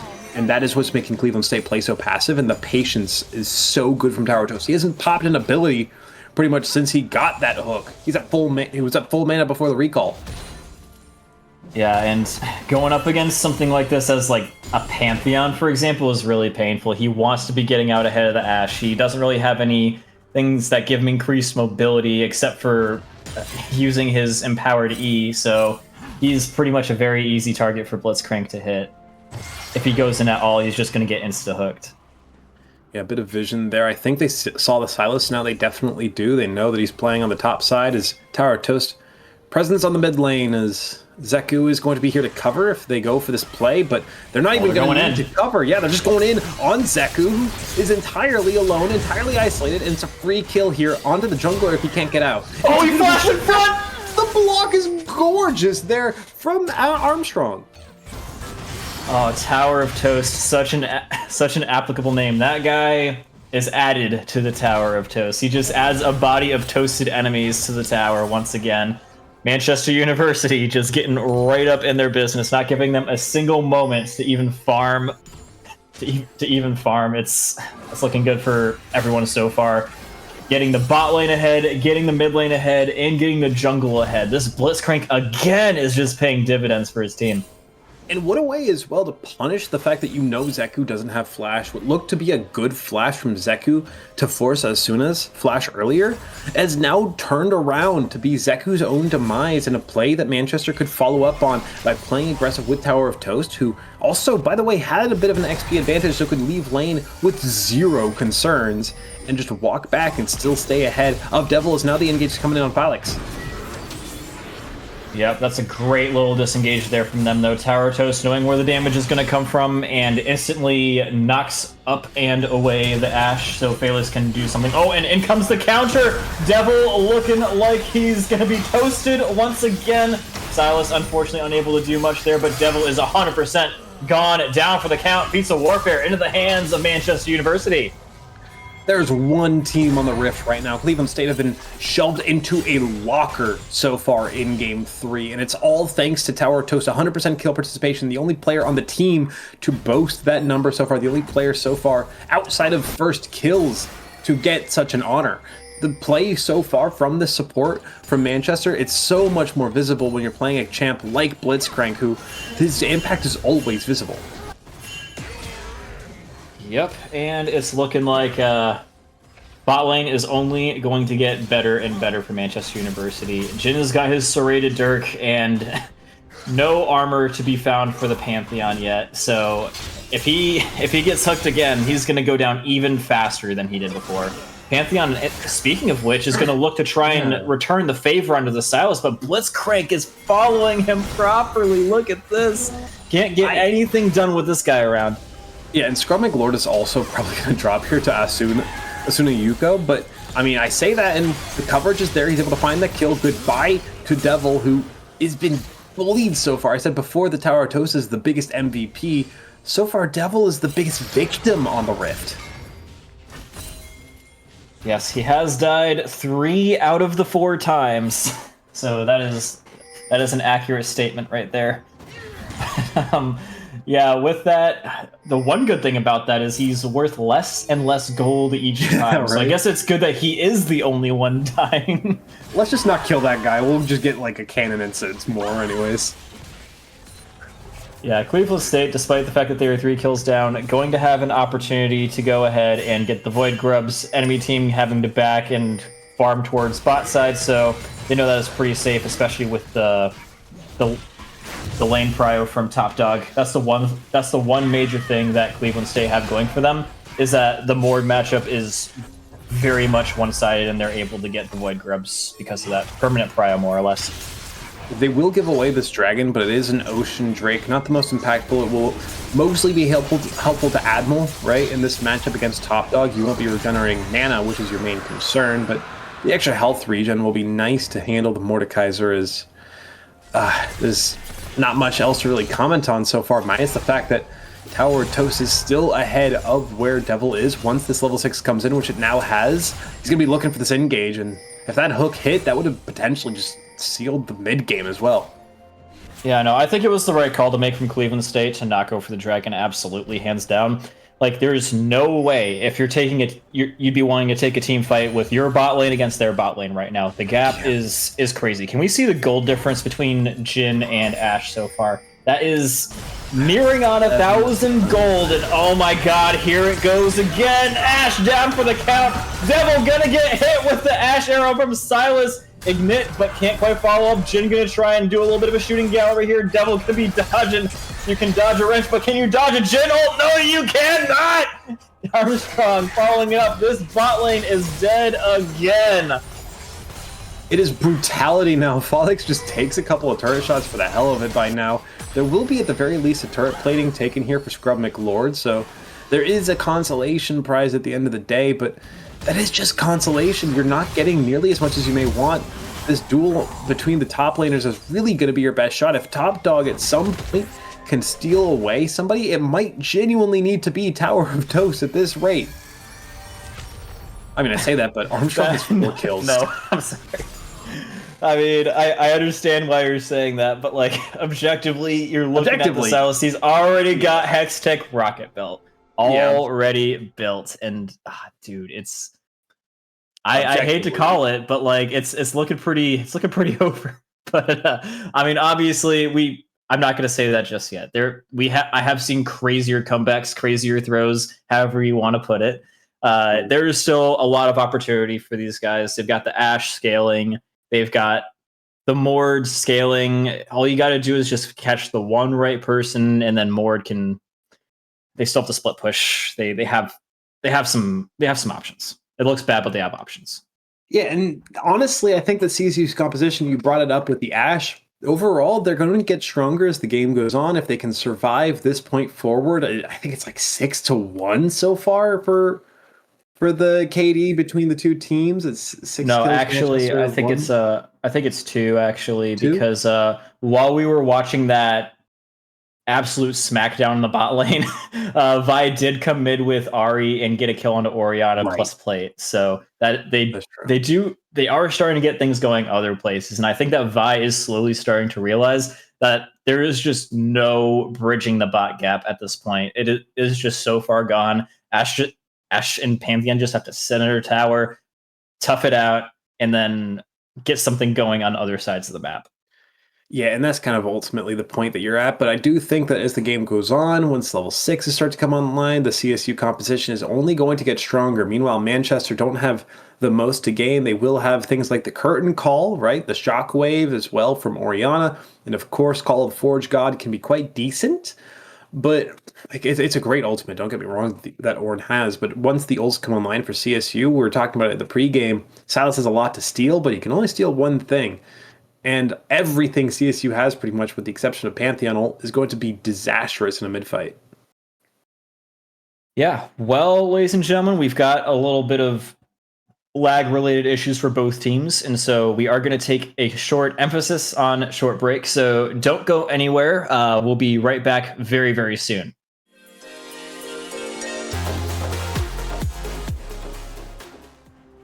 And just like that, we are back at it yet again with Cleveland State University versus Manchester. It's exactly where we left off, 6-2, and hopefully everyone is nice and not laggy. Yeah, that gold bounty slightly dropping there from Felix. It goes below the 150 minimum threshold to be visible as well.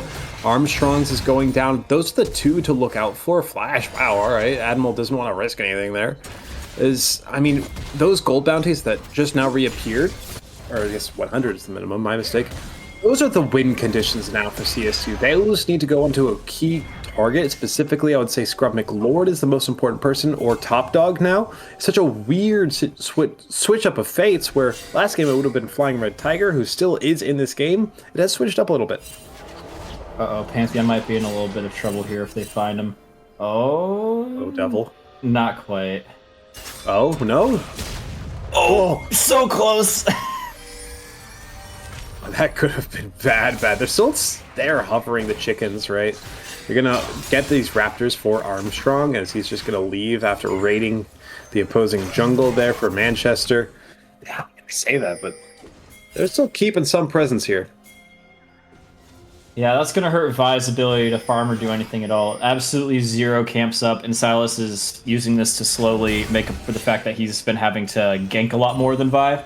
A little bit behind on CS, but still very, very much ahead on gold, and even that is starting to go away, turning the gank's advantage into just invading his jungle. And oh, in they go! Nice little grab onto one. Ashero coming in. Pantheon looking for the stun ups. It's looking like Risk Asuna is going down for the count. Absolutely, Armstrong looking a little bit hurt here as well. Pantheon gonna be snagging that kill with the execute. And Ari following up onto the other one. Jin gonna get one on the way out, but Ash might be able to find him on the way back. It's not a fight that I would take, though. If we could get a quick replay on that, there's a couple things that I think are worth noting there. Flying Red Tiger's Crystal Arrow was able to go through and actually connect onto, I think it was actually Tower of Toast, which stops any of the counter engage, and yet CSU still barely win that one out, right? A big factor for why they won it out, though, was Scrub McLord's damage. A couple of Qs, a couple of Rs that really blew up in Manchester's face, took them down a little bit, and they did get a couple of those gold bounties. Ultimately, though, Felix was able to play from a safe distance and get the curtain call out without being in any concern of his own safety. So that is still a concern now for CSU. Is this opposing ADC? Oh god, that's scary. What is... Just watching the Blitzcrank very quickly, in fact, walk him down. Oh no, not again! Here we go! Devil gonna have to speed E away, and that is exactly what is going to happen. Normally, you hate to use your Pantheon E for that, but it is absolutely necessary in this case. But we are starting to see a star arise from Cleveland State University. Once again, it is Scrub McLord, but we're going to go back to that little replay. The Ash Arrow connecting, as you said, giving Zeku some very precious seconds, and Pantheon able to stun some guys out, do some damage so Ari can come back in. Takes him down low enough to where Ari can get the reset off of it, and get another 2 kills on top of that. I thought I saw a flash there, but no, it's the Hex Flash, I think, was available there for Devil. And yeah, he's got the flash up now, so I couldn't have that flash. I don't know what I saw, but I mean, it was a great play there from Cleveland State. It's just Manchester had the perfect response. There were no absurd, unforced errors as there are now as Armstrong caught out. Yeah, that's a little bit unfortunate. Getting a little bit too deep in there, but might be able to punish here again. Flying Red Tiger down for the count, caught out. Felix running away, allowing his teammates to tank up some of the damage. Asuna will go down once again, but it's still going to be a safe day for the Jin. Going to stun up Ari. Should be able to escape this because she does have the 1 charge, and yes.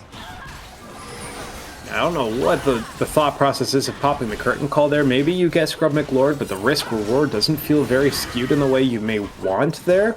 But, I mean, it was another good bait there. You give your ADC away to get the opposing mid laner if you're CSU, but not a worthwhile trade, right? Flying Red Tiger needs to get back into this game compared to the other side of things. We've got, Felix, he's got the Yomus by now. Yep. He's gonna be a fast boy. He's got Swifties and he's got the Yomus, and he's already got another Serrated Dirk as well. If Ash or anyone gets caught out, we have no armor being built still, so this Jin's damage is going to be maximal, and it looks like he's going Collector next, which makes sense because that's the typical build path. But yeah, you're eventually gonna have to be very afraid of this Jin. Already are, but even more so with the Execute coming up. It's just getting to that point in the game. Like, Top Dog is doing his best on the top side, right? The advantage is absolutely held by Cleveland State there, but so much has been happening. 10 assists, still 100% kill participation for the support of Manchester, by the way. Early on, it was a neat little fun fact. Now it is downright impressive, the state that Tower of Toast has been at. Absolutely, and he's looking for kill number 11. Trying to get Orianna back into the game as Scrub McLord, like I said, looking like the star of the show for his team right now. Does have almost a fully stacked a Dark Seal, excuse me. I'm sorry, I don't know why I was having such a hard time thinking of that word. But yeah, almost fully stacked Dark Seal definitely could make an impact somewhere else. I wouldn't be too shocked if we saw... Oh no! Getting grabbed! Pocket picked by the Blitzcrank once again. There's number 11, and that is going to be meaning Rift Herald is free as can be.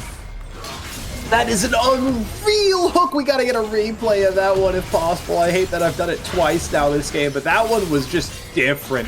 You were talking about the Dark Seal. I was about to bring up how that should be upgraded to a Mejai's as soon as possible because of how important Scrubbic Lord is as the carry for the team. It looks like Zeku barely survives there, and they will get that successful tower dive, but on the other side of the rift, they give away the Herald again 2 games in a row, and that spells sour the last time. Yeah, and the really painful thing is the result of most of these fights is that the Pantheon is getting the kills. He got the shutdown. He also got the most recent kill here as well. So most of the gold in the bot lane is not going to Ashe. It is going to the Pantheon. He does at the very least get up to his first item. He's built up to the Eclipse, so it's not the end of the world. But I mean, again, Flying Red Tiger doesn't have an item. He's recalling now. I'm sure he's about to grab one. Whatever it may be, I have no clue what that builds into. There's so many new components, like quote unquote new. I haven't played that much. Okay, it's Kraken Slayer. Since this is gonna make me sound old, but since Mythic items were in the game. Oh wow. Like I kind of stopped playing much around then, so I don't know what all these new components do. They dive in here now on a Scrubbic Lord, dodges the hook, and I mean you'll kind of take that there if you're CSU. I mean, yeah, you will. It's your ult and the attention of 3 people for just your ult, which you get back a lot faster than Silas. Admiral trying to go all in with Top Dog, just doing a lot of good chip damage, but no one really going to be dying here. Yeah, that Mordekaiser has so much sustain with those high impact W's, just pops it for the healing, doesn't need anything else. And with the way that Manchester are playing this, sending Felix back down to the bot lane to keep it contested, it's going to prevent Flying Red Tiger from getting the CS to get back in the game, right? Top Dog does not want to leave top because he's just abusing Admiral so far. And the moment that Flying Red Tiger goes somewhere else, somebody else has to put up with Felix, and I don't think anybody can put up with Felix when paired with Tower of Toast. No, it's looking pretty bad there for that one, absolutely. Oh, Scrub forced a flash. Good job, though. Ult coming in. I don't know if Scrub McLord's going to be able to follow up quickly enough. Does ult, but oh, well predicted from Asuna. Doesn't manage to live that, but still manages to kill a very well-fed member in Scrub McLord at the same time. That's as best as you can hope for a situation like that. They're slowly crawling back into this game, CSU. From 2-6 to 9-13, they're technically behind as many kills as they were back then, but it is a positive now as, oh, here it comes.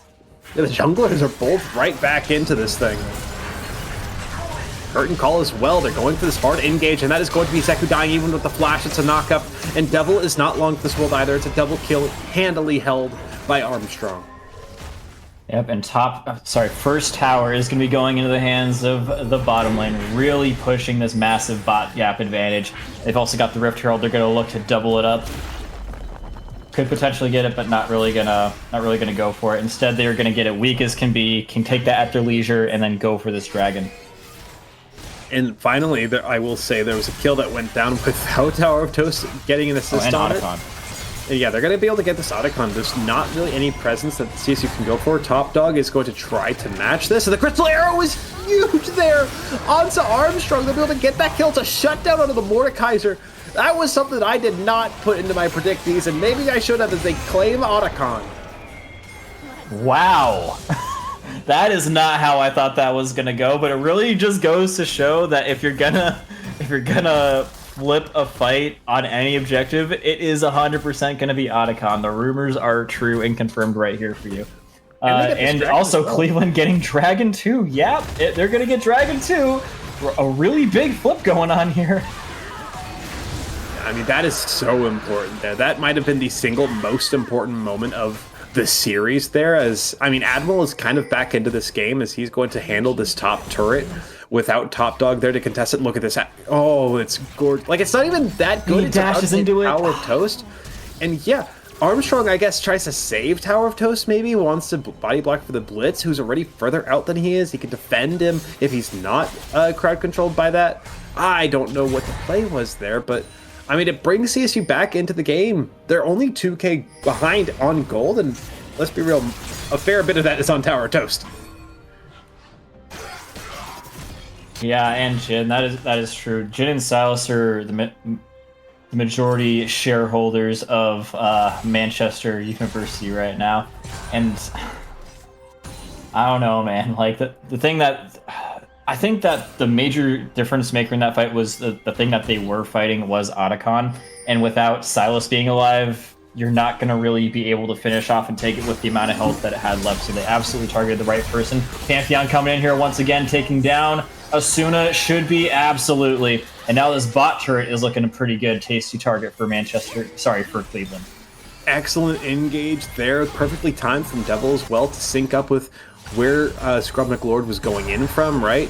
The two of them seem to be pretty synergized right there. Devil's a new player, not one of the established members of the core, and with that turret claimed as well, the gold lead is slowly shrinking even further and further beyond. If Top Dog is able to win this fight out, get these 2 kills potentially, it'll be difficult with Admiral sitting right outside of the death realm, but I mean, Top Dog just handles that one cleanly. The W soon to be available if he can keep himself topped off. Another slam with the Q, as there goes the Forge God, the buy-in. Oh, he got the Jin! He's alive! The charm hits the Blitzcrank, and the Jin knocked into the air, means that there's no more curtain call. Kills coming in for Cleveland State, left, right, and center. It's a double kill there for the Pantheon, but there goes the Mordekaiser. It's the kill there from Asuna Yuko, who is now isolated, completely alone, and it's a free kill as the ace. All of a sudden, the Vikings have come right back in.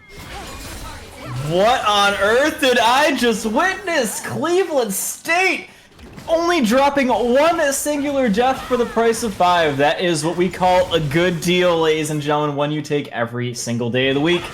And dude, again, if you needed anything to get you back in the game, it is absolutely that. Like I said, it looked bad, but it's not done yet. There's still plenty of things that Cleveland State can do. Ash still doesn't have a single kill, but that does not matter. You've got another star of the show here on the team, and that is surprisingly Pantheon from the bot lane, getting even more executes in that fight. I think 2 more of the 5 kills in that fight, but it doesn't matter. Ari going to be helping out as well, and Mordekaiser just dragging up enough time, managing to isolate Silas and take him down, and then you've only got the Jin.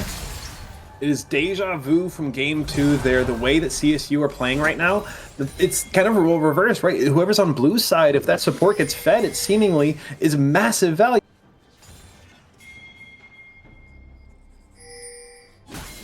I do have a very unfortunate thing to announce, ladies and gentlemen. We have lost the 100% kill participation for the Blitzcrank at this point. It was a good run, but he just died a little bit too early to get that final kill participation.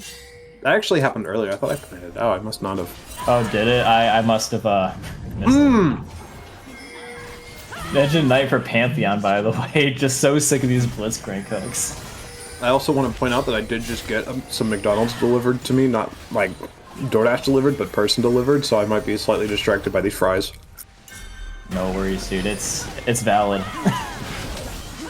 You got him fresh. You got to take care of him when you can, right? The Baron is attempted here for Cleveland State. I don't know how I feel about this, and yeah, the Vikings also don't know. They're gonna back off. Yeah, they do get the TP out of Orin, so that is actually a really good thing for them to get. Even if they don't end up getting the Baron, it might actually be Manchester feeling that they need to do it. They did invest the TP, so they're thinking about it, but they're like, nah, let's not do that. It's high risk if they want to, right? Because you just saw Cleveland State were poised in the area. Even though I think there was 1 or 2 recalls there from the Vikings, Manchester don't know that. If we can get a quick checkup on the Manchester vision, they don't have very many deep wards, right? I think there's like maybe 1 on the top side. Yeah, there's 1 on the bot side, I think I see. But not much here for Vikings, or for Manchester, rather. Yeah, nobody really has any vision in each other's jungle. That Manchester, to their credit, have been doing a very good job of keeping the vision out with control wards. The only one that's up there is one placed by Mordekaiser earlier on the top side, but that doesn't really tell you too much. So I understand the apprehension 100%, especially with Dragon coming up very shortly after that fight. It would have meant Baron and Dragon. Yeah, this one would have put CSU to sole point as well if they were able to claim this. And an Infernal Drake, the way that this game has been going, it'll help you. It'll help you burst down these beefier targets. And there we go. Manchester get that one as CSU goes in for the engagement. It's a knockup. The Forge God comes in and it's a shutdown there onto Zeku. Don't know how he even built that one up. The curtain call as well. This one is looking disastrous, and Scrub McLord has been spotted. The 4th shot as well. He might die here. Oh my god, he might. Nah, he's not gonna do it. I totally thought we were gonna see another Another homing missile hook inbound from Tower of Toast, but not quite this time.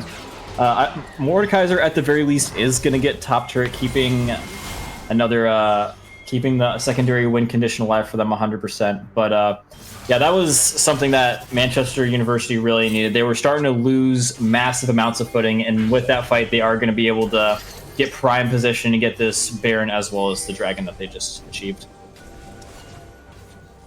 Yeah, and with one bad thing is... Sorry, go ahead. No, you're good.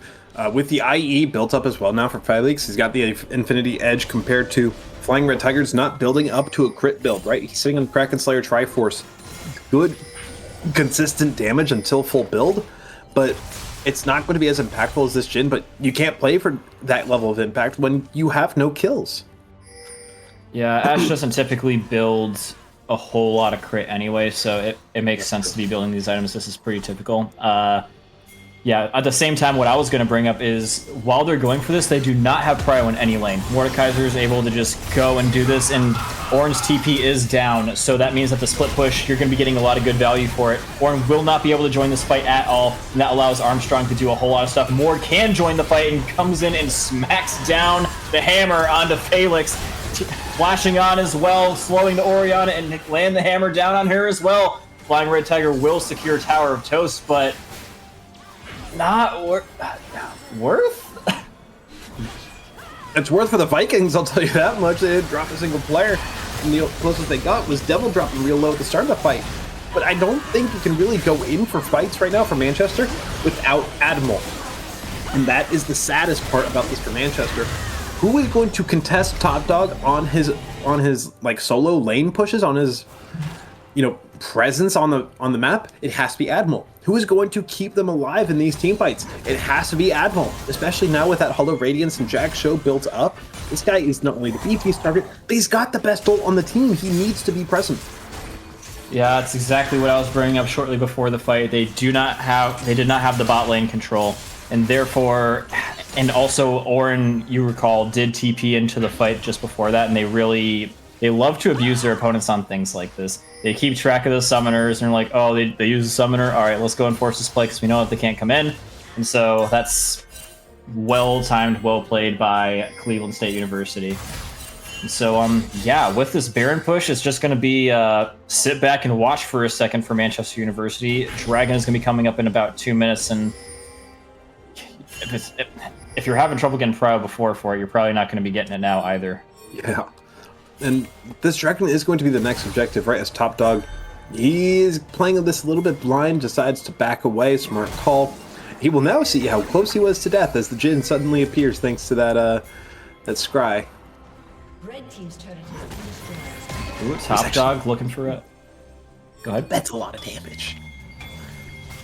It is. Yep. The hammer does do a lot of damage. Top Dog. He's looking pretty good with it right now, and he's also got Hex Plate, dude. That is some tech right there.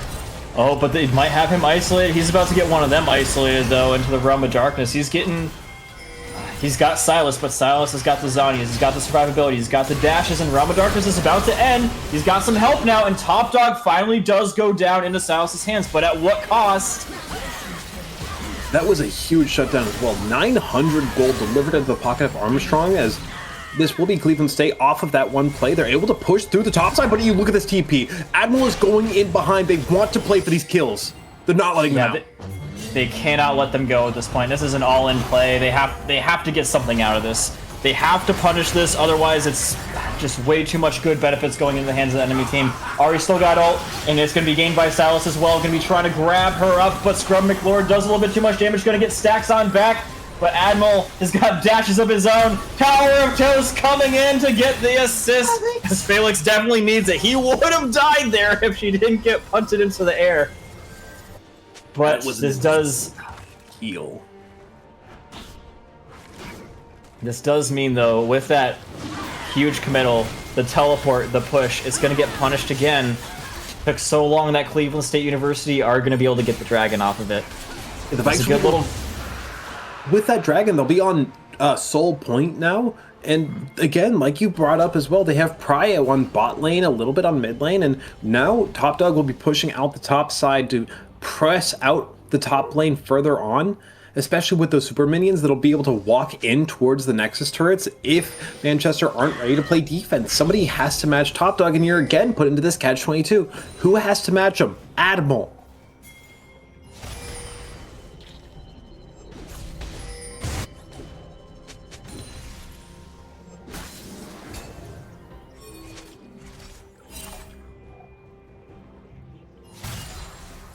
Slow play now in the Rift is nobody wants to go too far too fast. Nobody wants to make any moves beyond what they feel comfortable with right now, and it's tough, man. No one wants to be that guy that dies from a face check in the semifinals. Especially not after last game, right?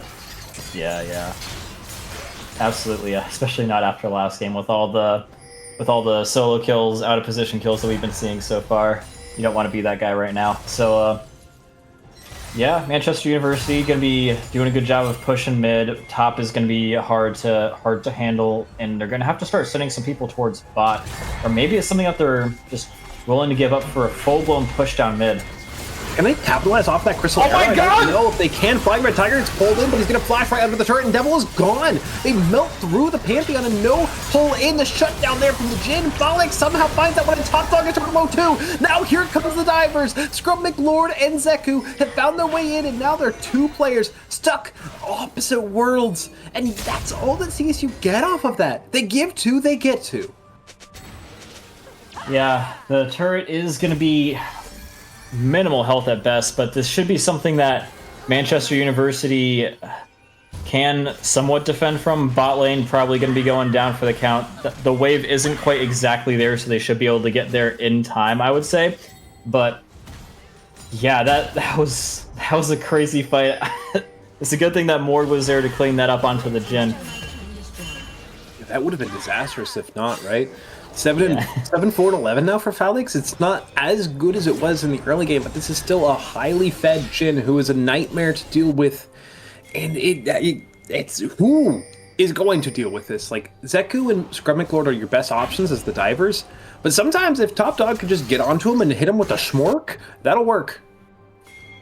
Yeah, one thing that we have not taken into account yet is that with every passing little bit of time, Ornn is slowly but surely starting to give his teammates better and better items. He's already got one, Styles has got one. They're all starting to get these Ornn-infused items, which is something that Cleveland will never be able to get towards the late of the game. So if we do get to like an end game scenario, Manchester will have that sort of advantage going their way. Yeah, and Top Dog is building up now. I think this is either the Void Staff or the Rabadons as this next item. Sitting on the, quite a few items. This hex play is still so weird to me. You brought it up earlier, but I just now registered it as that was actually the curtain call, which allows for the kill on the Flying Red Tiger, who, again, just caught out. Nobody is near him, man, if you look at the map.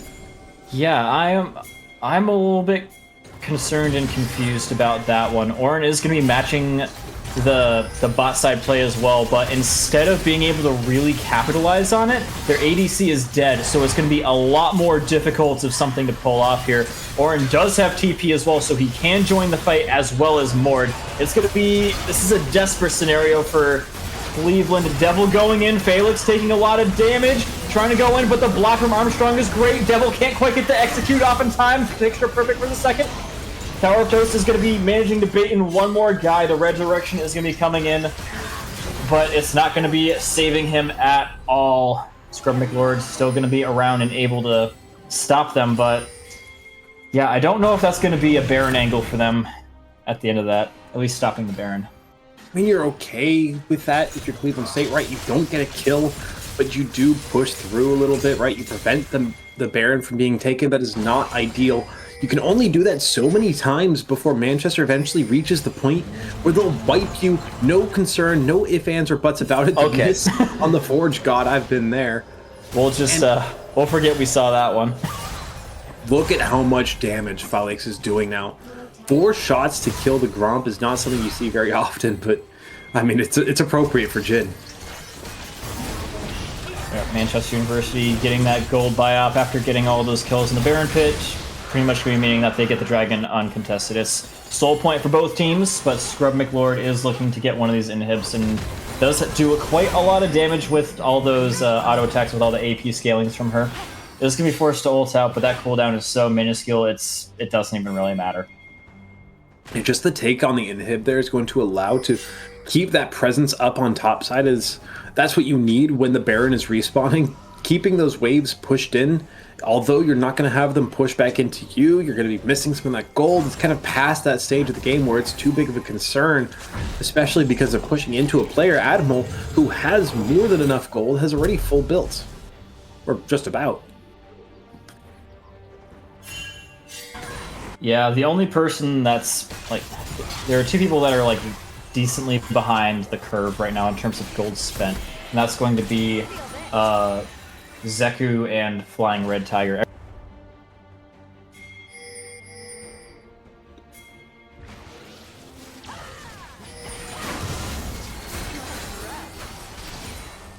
Zeku can still be pretty effective because all he really has to do is just be an R-bot, basically just show up to a fight, press R, and then let the cards fall where they may.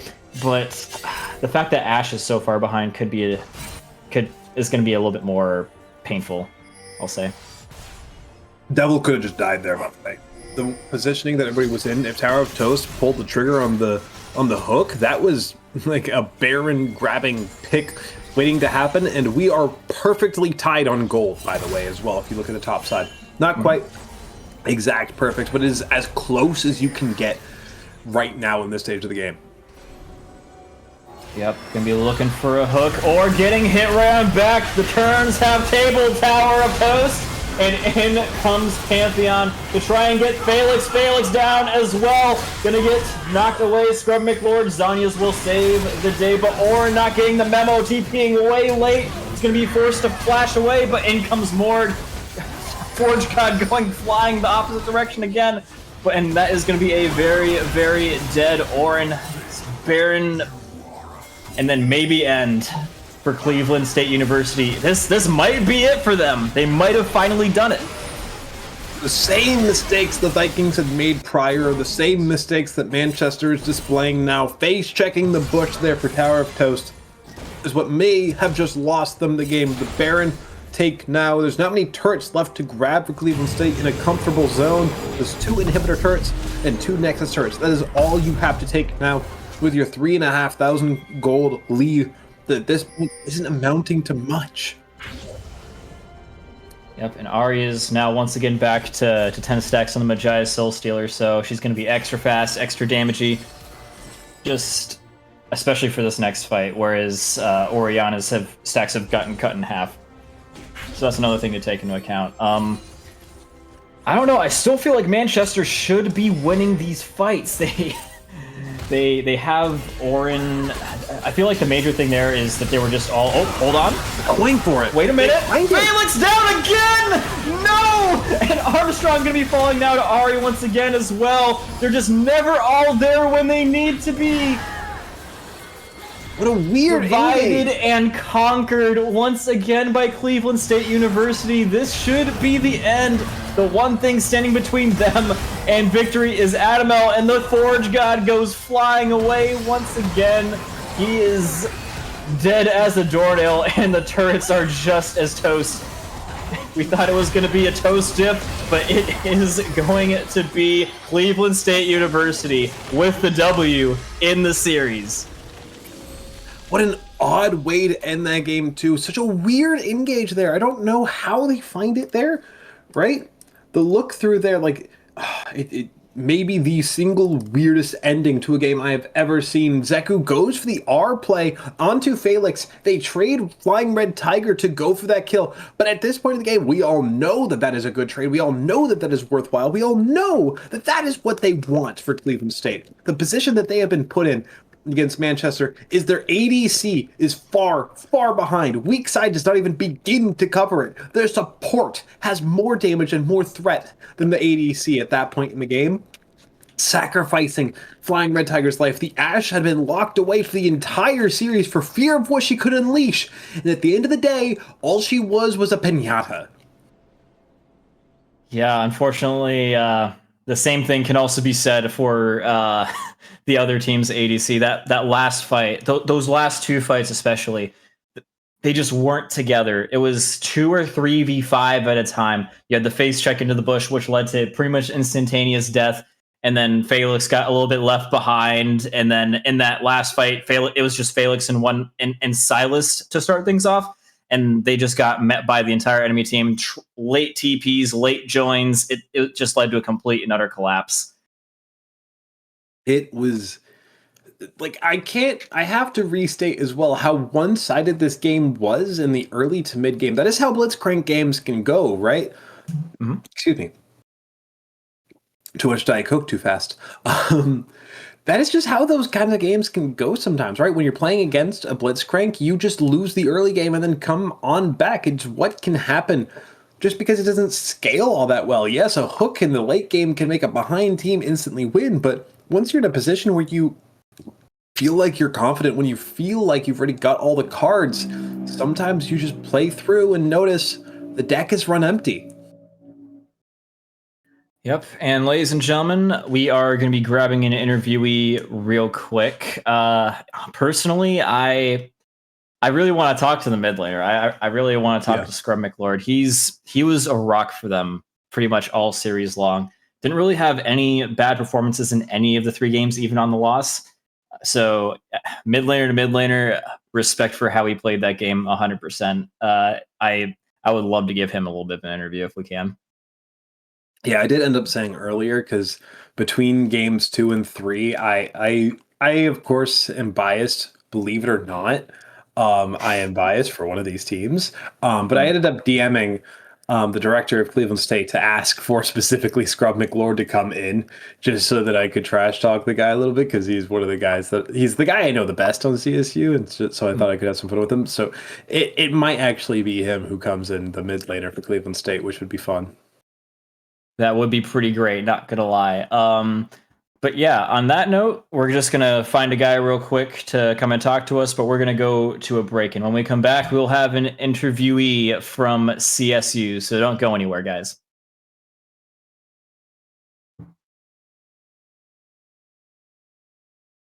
Assumedly. Well, I guess we're gonna talk. We're staying here. we're still around. So yeah, how's your day so far, Time Monster? Is it going all right? I've been loving this. This one game took like 3 hours. That's exactly what I hope for when I cast League of Legends. That might sound like a joke, but it's not. Like this one match, I should say. As it turns out, I did. Yep, I was about to say. The message has come in for a producer. Is Top Dog coming in? A freshman player on Cleveland State. Hello, Top Dog. Congratulations on your 2-1 win over Manchester. How are you feeling, man? No, that was the closest game by far I ever had. Like, first game, we just won off of Mundo doing Mundo crap. Second game was a bit rough just because our team fights were not good at all. And then third game, we were losing early-ish, and then we had a play bot on Otacon where I flashed our Silas, got a big shutdown, and then I sort of just snowballed from there. But yeah, no, it was great. No. Yeah, I think that one of the DMs I got actually, because I was talking to PJ, like right before game 2, because I wanted to talk to Matt to kind of have some fun with him because I was there last year. Yeah. But he ends up saying that you're coming in because you carried both games. Do you feel like you carried both the games that you guys won as CSU, or do you have a feeling that somebody else isn't getting the attention that they deserve? You can have an ego, by the way. You could say you're the man. Yeah, feel free to say you're just the best. Yeah. The first game, I would definitely say yes, 100%. I mean, I was just split pushing the entire time, one lane, and then the Shen literally couldn't do anything against me. So, I mean, that game for sure. I would say the Ari on the third game really carried other Matt. Like, he did so well against mid, and like that carried us so hard because Ori couldn't do that much because she didn't have like any items. But besides that, yeah, I would. First game for sure. Third game, I was a pretty good piece because I was pulling attention off from like objectives and whatnot. But yeah, no, I would definitely give more props to Matt also on that last game that we had. And just for context, Matt is Scrub McLord, just so everybody at home Yeah. knows. Yeah. I mean, I would agree with that. I would agree with that a little bit. I feel like in the first game you 100% just like fully sailed through the day, but No, like yeah. in that last one, it was sort of like a full team effort, especially between the two of Oh you. yeah, no, yeah, So for sure. So I want to yeah, ask real quick. As sorry, I'll let you have the next one. I promise. I apologize. But as you are one of the rookies in CSU, you're a freshman coming into Cleveland State Esports. How are you feeling the team is working together? Because CSU League completely pretty much dismantled their team. Flying Red Tiger was a sub last year. Then you had Scrub McLord moving over to mid lane from ADC. How do you feel the team is adjusting to these changes? Okay, so I started playing with the team in like April, I would say. Like I started playing like just small scrims with them, and at the time, yeah, we were just bad, like straight up, because we had no chemistry and it was just not good. Because mid mat Scarborough Lord was adjusting the mid, I was adjusting the top because I was a jungle main actually before this, so that was a tough transition. But besides that, we've come a long way. Like I started getting coaching from Matt also, which I'm in Emerald now. I used to be like Hardstack Gold, and I'm only climbing from there just because his support. But yeah, no, for sure, like the team has come a long way, like for sure.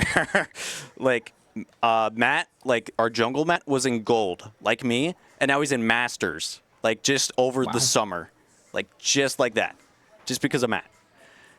And we had Aiden, our ADC Flying Red Tiger. He was in Emerald 4. Now he's Diamond. And Devil is now. We also. Nah, it's fine. Devil, yeah, he's also in Diamond. So now I just got to get there eventually. But no, this team has come a long way. And there's more people coming next semester, which is great. There's like at least 5, which is wonderful because everyone's a senior besides me. Which is a little weird, but besides that, yeah, no, the team has come a long way, and for sure. Yeah, who's your coach, by the way? Those are some crazy increases in a short amount of time. Oh, PJ Yeah. Farewell? No, he's the goat. Yeah, no, he's great. He got me in here. Like I started contacting with him in like 2023 when I was a junior in high school, which is really early. But he just started talking to me. Like I didn't think I had a chance at all because I was like hard-stuck gold at the time, and it was giving me all this attention for stuff I thought I didn't need at all. But here we are. I mean, I've come a long way for sure on just ranks, but no, PJ is our coach. He's there for everything. He drove us here, he got us food. He's been supporting us the entire time. Like, he's just the best, man. Like, he's great. Can confirm. No, yeah. Behind every good team is a good coach, is what I like to say, and it's something that a lot of people say. But yeah, back on topic of the series themselves. You guys are going up to fight Osu next. Are you feeling nice and warm for that, or how you feeling? We're definitely a little nervous, just a little bit. Just reality of it. There's like 3 GMs, 2 masters. It's going to be a difficult match, like straight up. But we can win. I know we could win this, like for sure, if we coordinate correctly. Like it was tough when we like fought them just on the first game when we did. Don't get me wrong, but now we're going into this with a head start, going 2-1. We're all hyped. We're going to be ready. I get to play Mundo again, which is great, and we're just going to try our best and see what we can You do. don't think they're gonna ban it?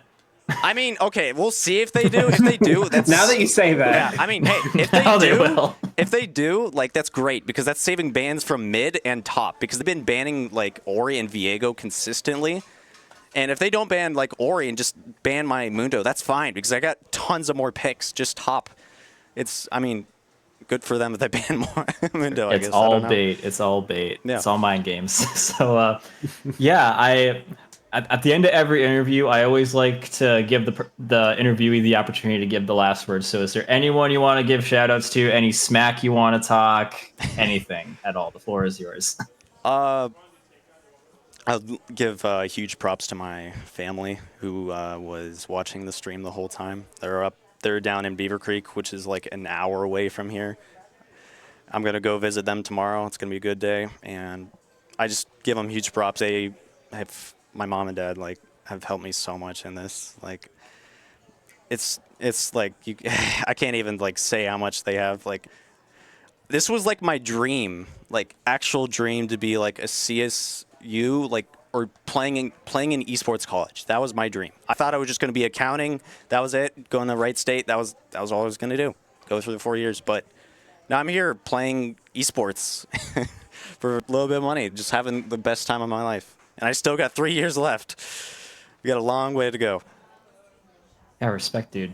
Respect. And we'll see you back in the finals up against OSU. Best of luck, and we'll see if the Mundo pick goes through or not. Take care, dude. No, I mean, I'll be happy if it does. I appreciate you calling me in. Hope you guys have a good night. Of course, dude. Best of luck. Yeah, with that, I mean, we've got the grand finals coming in. It's going to be tough. Like he said, Ohio State Scarlet is a team with he said what, 3 GMs, 2 masters, compared to a team who just 3-4 months ago had gold players on it. It's been a lot of progress that I didn't realize for Cleveland State. And of course, I mean, I will say as well, when I was there, Scrub McLeod did have a bit of a propensity for being a sort of coaching player to help the team, make sure they know what's what, make sure they know what they're doing, as the highest ranked player on the team back then. So hearing the stories from Big Dog, or Top Dog rather, from the Big Dog, Top Dog, it's heartwarming to hear. Yeah, and yeah, I agree. It's pretty much a David versus Goliath type scenario, as you've said. I think OSU, if I recall correctly, I've been casting many of these Summoner series at this point, and if I do recall correctly, OSU has been the winning team more times than not. So David versus Goliath, a true Cinderella story. It's in theory going to have to be a miracle, but we've seen some good things coming out from CSU so far. We'll see what they can bring up against the defending champions after this break.